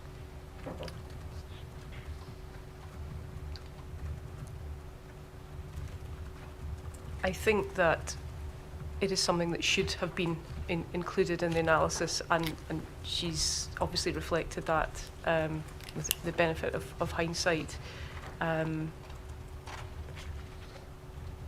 don't think necessarily that it would have made any difference in relation to the consideration of criminality, but it is something that should have been within that document for the consideration of Crown Counsel. I don't know, however, whether Crown Counsel and Mrs. Carnan discussed that separately in terms of what was or was not within the analysis. So Constable Good made a link between the colour of Mr. Bayo's skin and potential terrorist connotations, and you said that to your mind that was indicative of unconscious bias, at least. And then you clarified that you were referring to unconscious bias on the part of Constable Good, not on the part, I assume, of Mrs. Carnan. Can we perhaps just explore that? Mrs. Carnan didn't think about it at all. She didn't consider the possibility of unconscious bias in what Constable Good said. She didn't consider at the time whether her language was indicative of racial stereotyping. Do you have any view to offer as to whether that could be indicative of unconscious bias on the part of Mrs. Carnan herself? I think I'd have to say potentially, yes.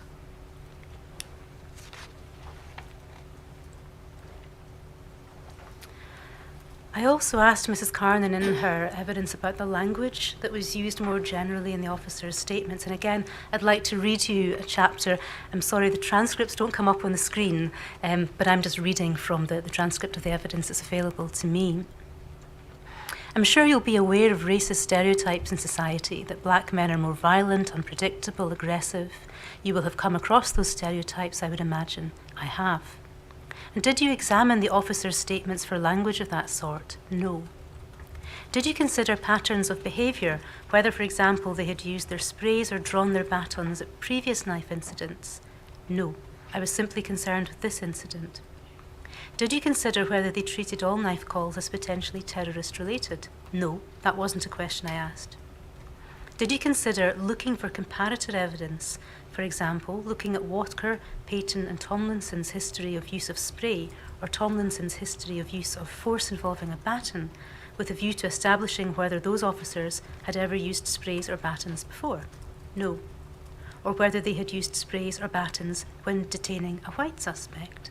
No.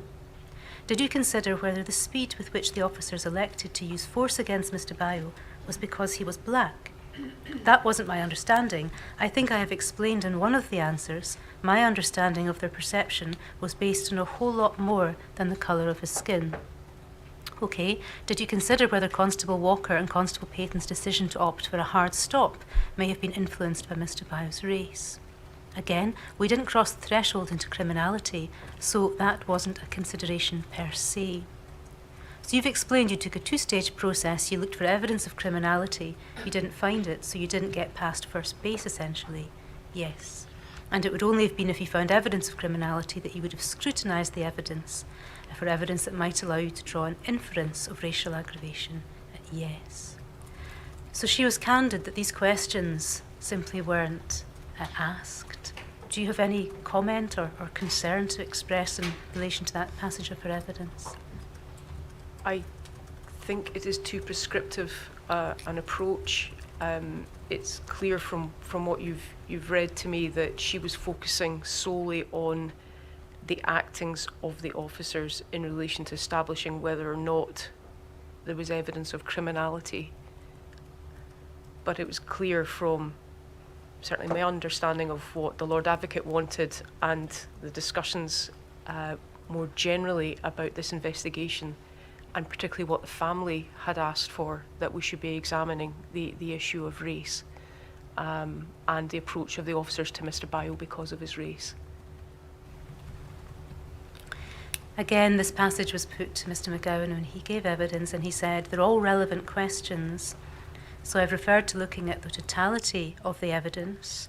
Those would be questions that you would ask, and the answers to those questions would be part of that totality, which I would expect her to look at. They're all relevant questions. Again, you're nodding your agreement. I don't disagree with anything there. So with hindsight, do you consider that the Crown explored the issue of race appropriately?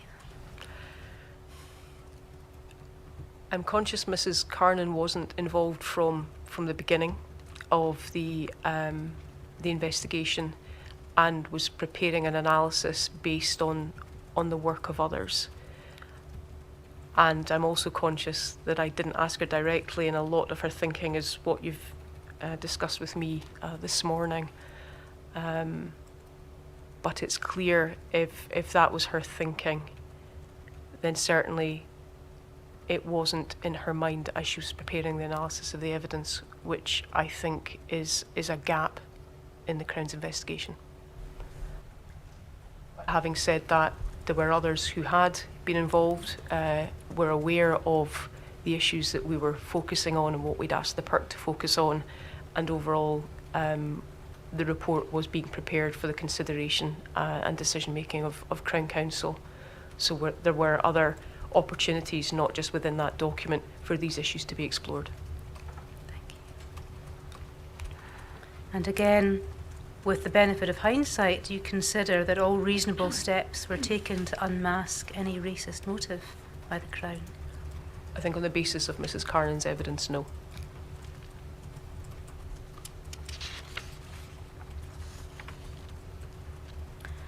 I'd like to move away from Mrs. Carnan's analysis of the evidence to look at what has been called an incremental process or a linear process.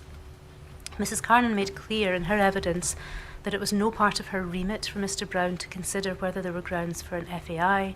Her role was restricted to an analysis of the evidence in respect of any potential criminality by the police. Now, Mr. Brown was asked about this, and I wonder if we can bring up his inquiry statement, SVPI 00419. And if we can turn to paragraph 105.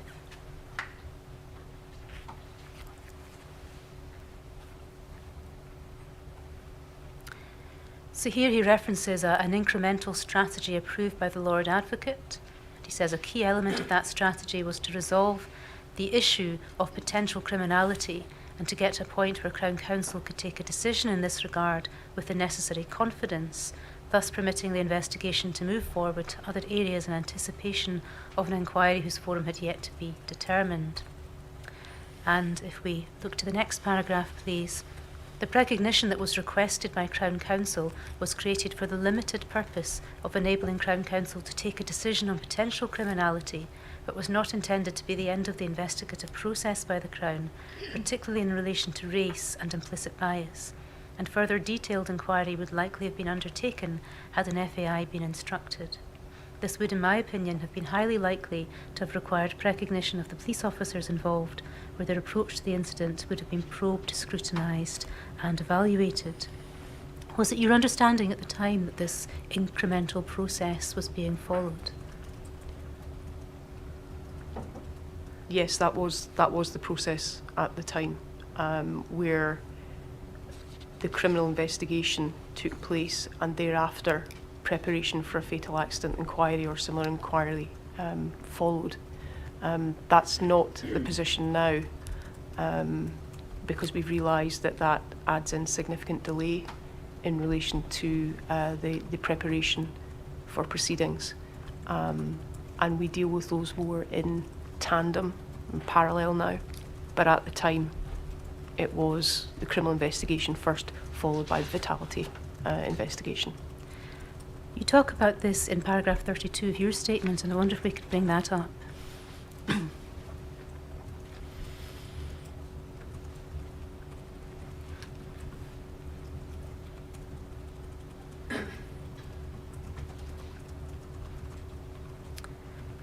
Third paragraph down. If an individual has died in police custody or following contact with the police, then the first aspect of the investigation is likely to establish whether there is any criminality linked to the individual's death. Following that, further work would require to be carried out by the Crown because it is mandatory for there to be an FAI in those circumstances.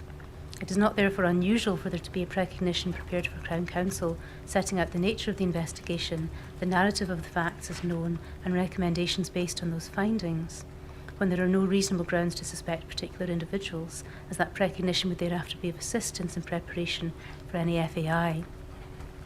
So that's much the same as what you said in evidence today, that this is the approach that was taken in 2015. Mr. McGowan referred to it as a linear approach when he gave his evidence.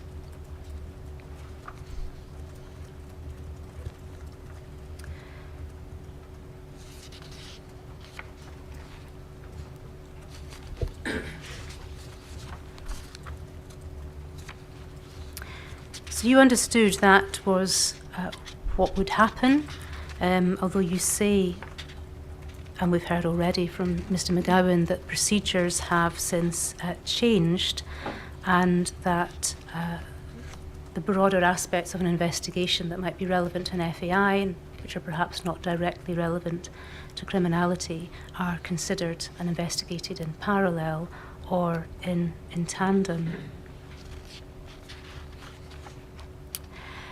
We heard from Mr. McGowan that SFIU, Health and Safety, and the custody deaths team now take the parallel approach. He thought it was perhaps too early to say whether there were any visible benefits or obvious benefits from that approach. Aside from dealing with the issue of the built-in delay to the two-stage process, do you see there being any benefit from this parallel approach over the linear or incremental process? Other than addressing some of the delays, I think that there would be sharing of information and subject matter expertise across those teams, and actually some of the teams have members of staff from all 3 of those units working on cases. So I think it allows the investigation to have the picture of a whole of the circumstances and looking at both criminality, and if that is ruled out, then preparation for an inquiry can be a lot more expeditious. Now, John Logue appeared to be unaware that this approach was taken in this particular case. So again, I'd like to read you just an extract from the transcript of his evidence and then invite your comment. He said that what he would expect to happen is that an investigation would identify a number of issues which needed to be considered. And he said it was clear to all of us who were involved in the initial days that the question of criminality was an immediate or obvious issue which would need to be explored in the investigation, and in simple terms was an immediate priority. There may be wider issues which relate to broader learning which could come out of a fatal accident inquiry or an inquiry of this nature, but the priority would be to reach a decision on the criminal aspects as quickly as possible. I would not expect that that would mean that those individual elements would be isolated off from each other and dealt with one at a time. The investigation, I would expect, would have had an understanding of all of them and be trying to make progress on all of them at the same time as perhaps identifying particular priorities. I'm not aware of an investigation where we would take a compartmentalised approach and say, well, we're only going to look at this and we're not going to look at anything else until we've finished looking at this. I think our approach, as much as possible, is to progress the whole investigation. One of the challenges we've found in recent years has been that with creating the specialist units, we may find ourselves with an investigation perhaps where more than one team is involved, and therefore there needs to be coordination. We've learned that you may need to progress parallel investigations in 2 separate teams at the same time, rather than allowing one team to reach a conclusion before the other team then takes over. That simply builds delay into the process. So, for example, you wouldn't want a team looking at a criminal investigation and no one else dealing with the broader aspects that I've referred to until the team has finished. You try to make sure there was sharing of information and progress on all aspects at the same time. So it seems that Mr. Logue had anticipated the parallel approach being taken, was perhaps unaware that an incremental approach had been taken, but certainly what he describes there appears to be the type of approach that we've heard from you and from Mr. McGowan is followed nowadays. Yes, that's right. From about 2017 or 2018 onwards, we began to convene case management panels, which I think I've referred to in my statement, and that was looking to identify the range of issues for which we'd be seeking Crown Counsel's instructions or direction, and that would cover both when there are fatalities, the criminal investigation, and aspects arising out of the fatal aspects which might arise out of a fatal accident inquiry. I think what Mr. Logue was describing is the position as it has been over the last few years, but it's not what the position was at the time of the investigation into Mr. Bayo's death.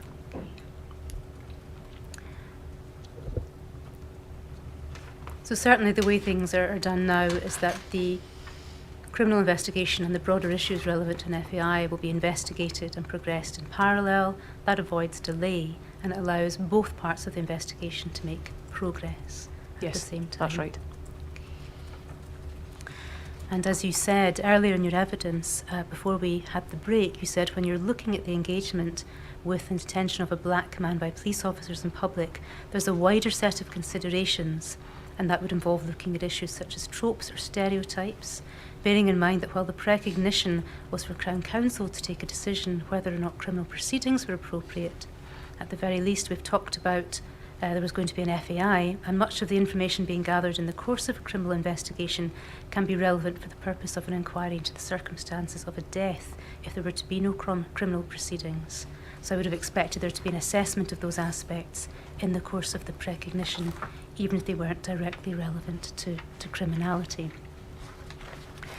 So you acknowledge that there may be an element of overlap between a criminal investigation and the broader aspects that might be relevant to an FAI.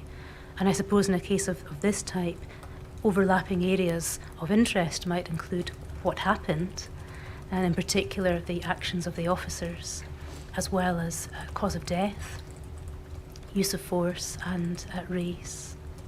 Yes, all of those.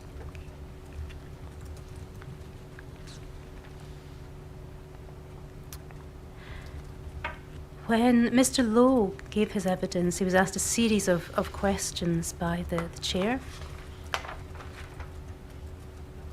Even though an incremental approach was taken in this case, Mr. Lowe agreed with the chair that you could not consider the question of criminality without also considering the question of race. He said he would have expected CAPD to investigate race as part of their exercise of investigating criminality. He said you would have to look at race in order to ascertain whether there was any evidence that did have a bearing on criminality relating to race, that he would see that as part of a thorough investigation of the kind that would inspire confidence in the family. Is there anything in that chapter from Mr. Logue's dialogue with the chair that you would disagree with? No, I don't disagree with that.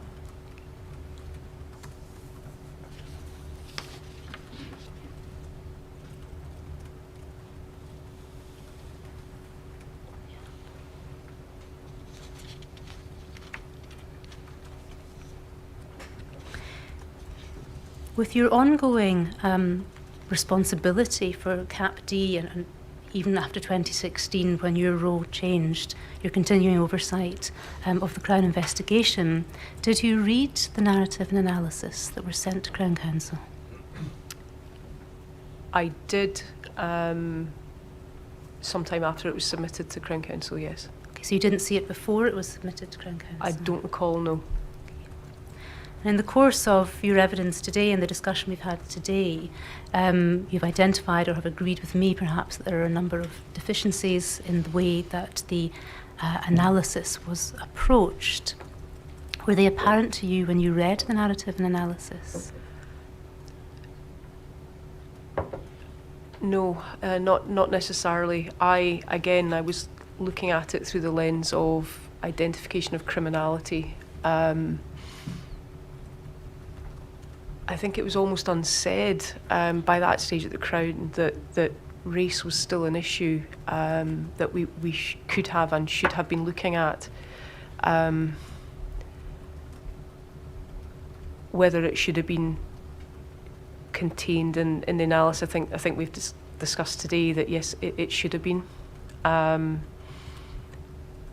don't think necessarily it would have impeded Crown Counsel's decision making because of the purpose for which the precognition was prepared, but that's not to say it shouldn't have been perhaps more prominent, or it shouldn't have been prominent within the narrative and the analysis.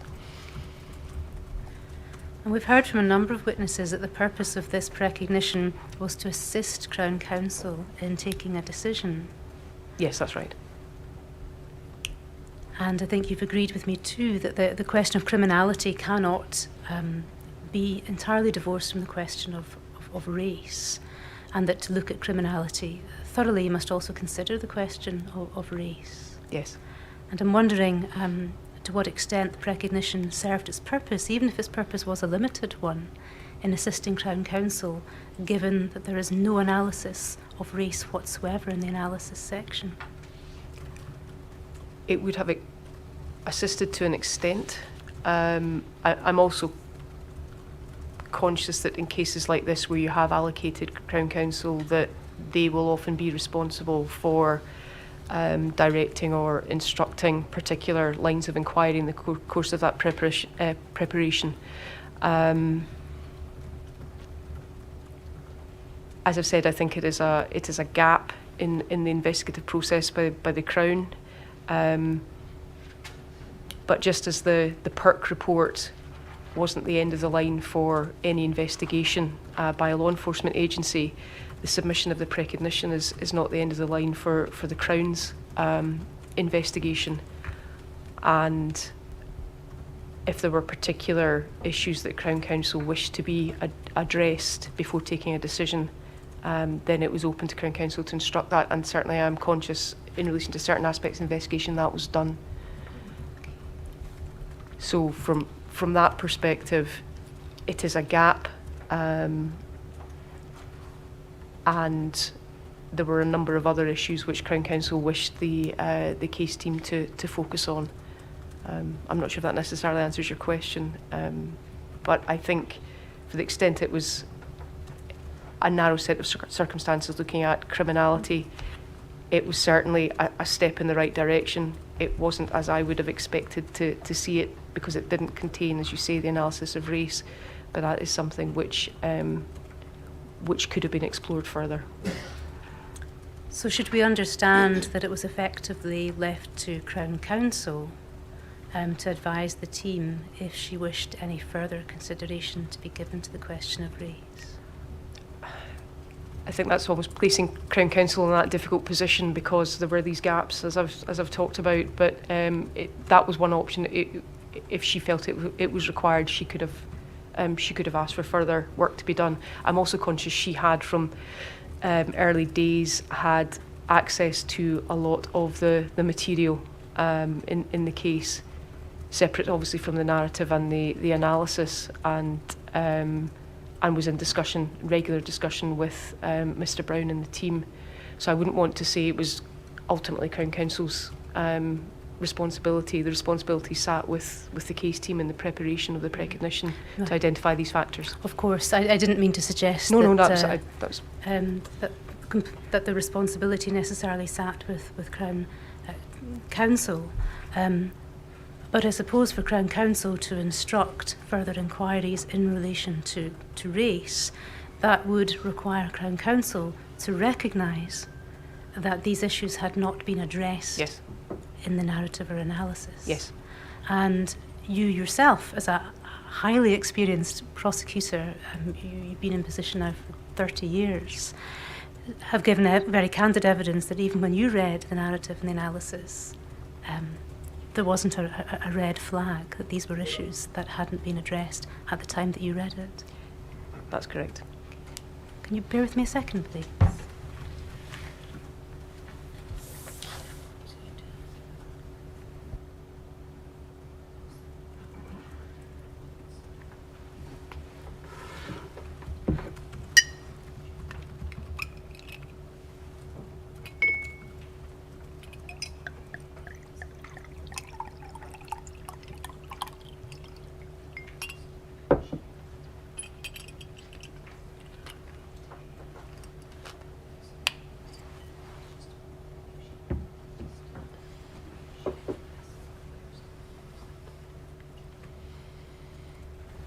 Just one final matter, please.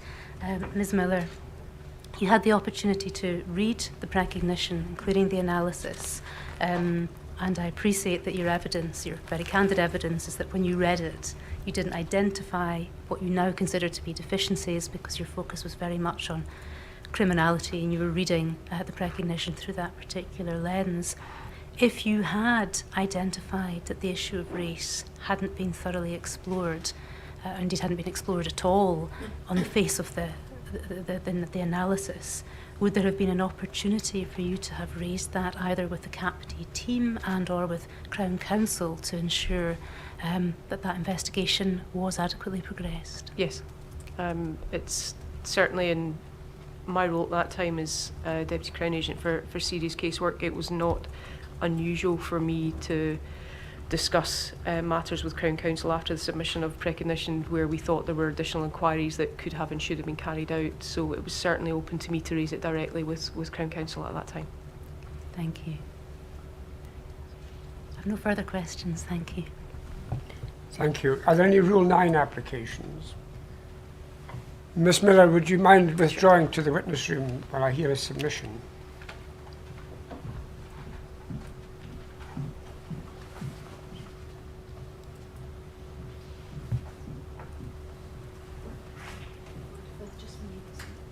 Yes.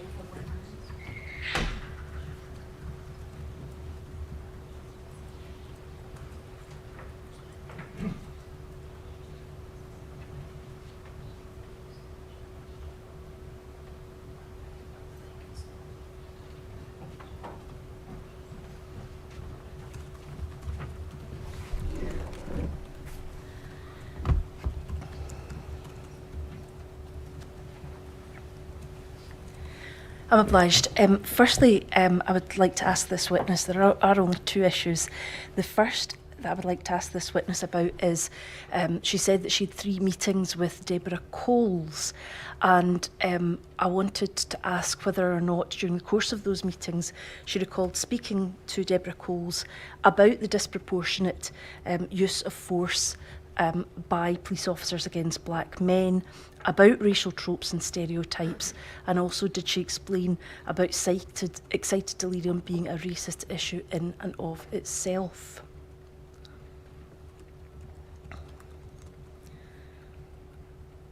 The chair and the assessors will recall that Les Brown and Stephen McGowan spoke to Deborah Coles at a meeting arranged by Mr Anwar, but their recollection of what was discussed at that time was very limited.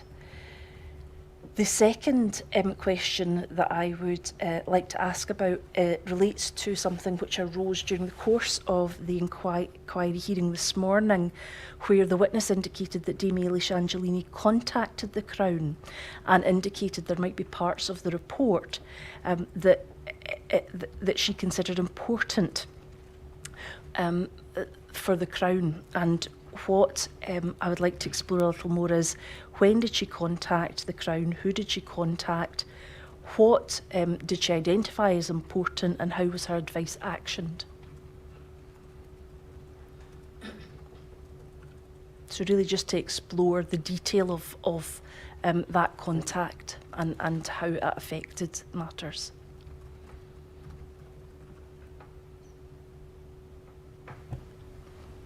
Yes, very well. I shall allow you to explore these two matters. We have the witness back, please.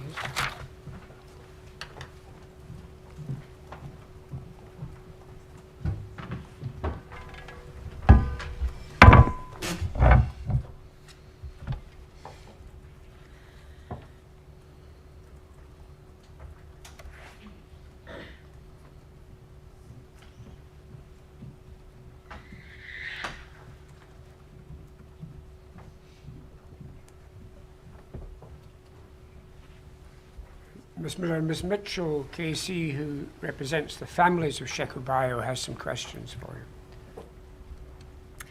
My first question relates to meetings that you had with Deborah Coles, and I'm wondering if I can explore to what extent you recall the terms of the conversations that were had during that time. Do you remember the purpose for which the meetings were convened? I remember that, certainly in relation to the first meeting in Mr Anwar's office in 2015, that Mr Brown and I were asked to meet with Mr Anwar, and he said Miss Coles might be present, it might be helpful for the Crown to meet with her. In relation to the other meetings, which I have a recollection, she was present with the family and advising the family, so it's part of that wider engagement with the family. And you said that you found the engagement with Miss Coles helpful. I'm wanting really to find out in what way that was able to help you. Can you recall in specifically what ways that was of assistance to you? She Clearly had significant knowledge of issues, particularly in England and Wales, of deaths in custody, of some of the issues that had come out of inquests in England where there were deaths in custody, and had that expertise, if you like, and she was talking in general terms, but talking to us about things we might want to look at in the course of the Crown investigation. Okay, and can you remember what those things that she might want to look at were?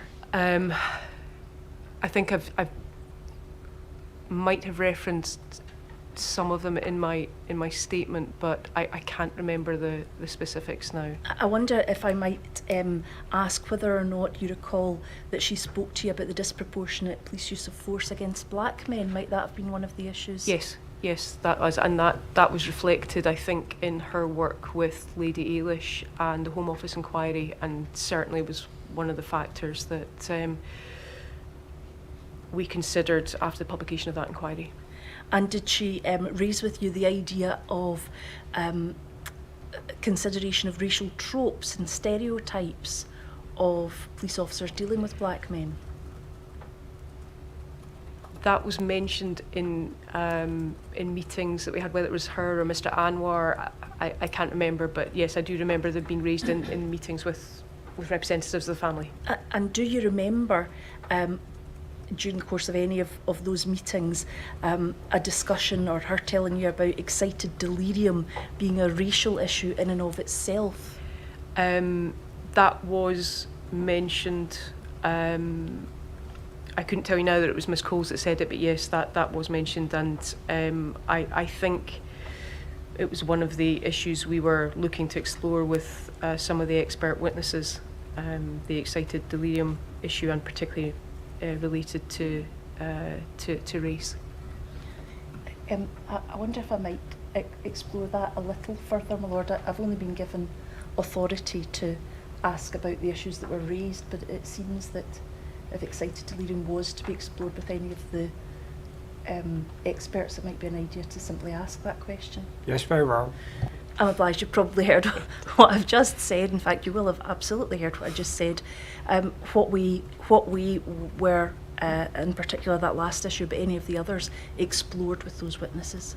I wasn't involved, obviously, directly with engagement with the witnesses, but that concept, I think a number of research papers were identified that looked at that concept, and then they were discussed with the experts that were instructed by the Crown.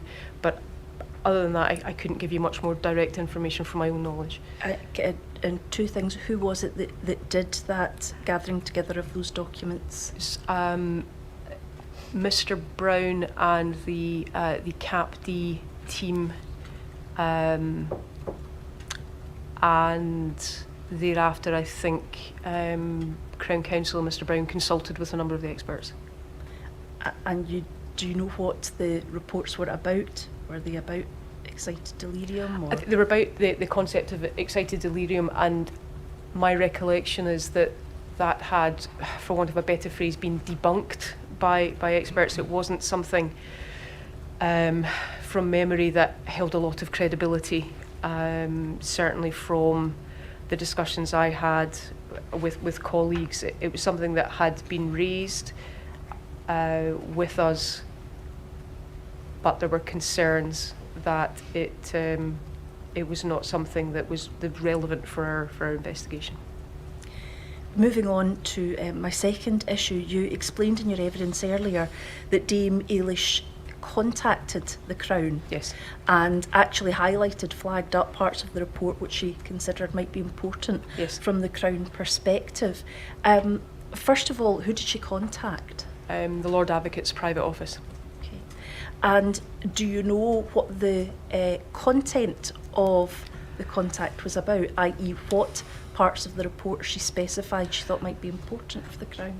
No, she didn't specify any particular parts. The report hadn't been published at that point, so she flagged to us that publication was imminent, subject to the timescales of the Home Office, and that she thought there were findings in the report that would be of relevance.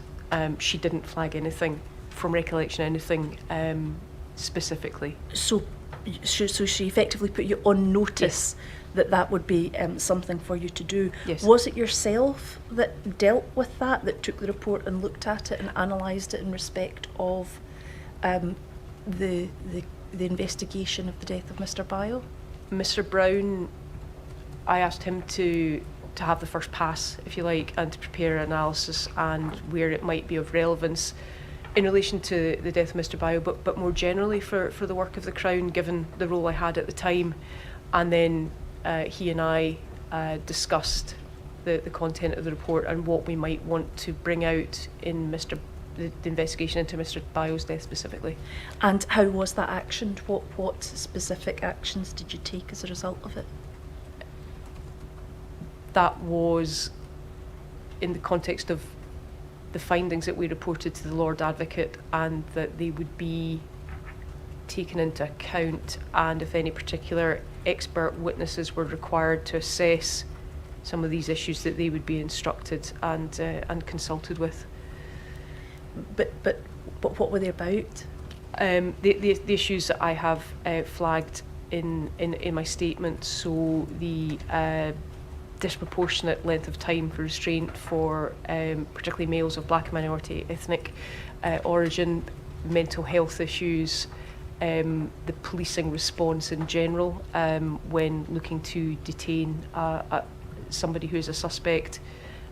So those were the issues that we were focusing on. I'm obliged. Thank you.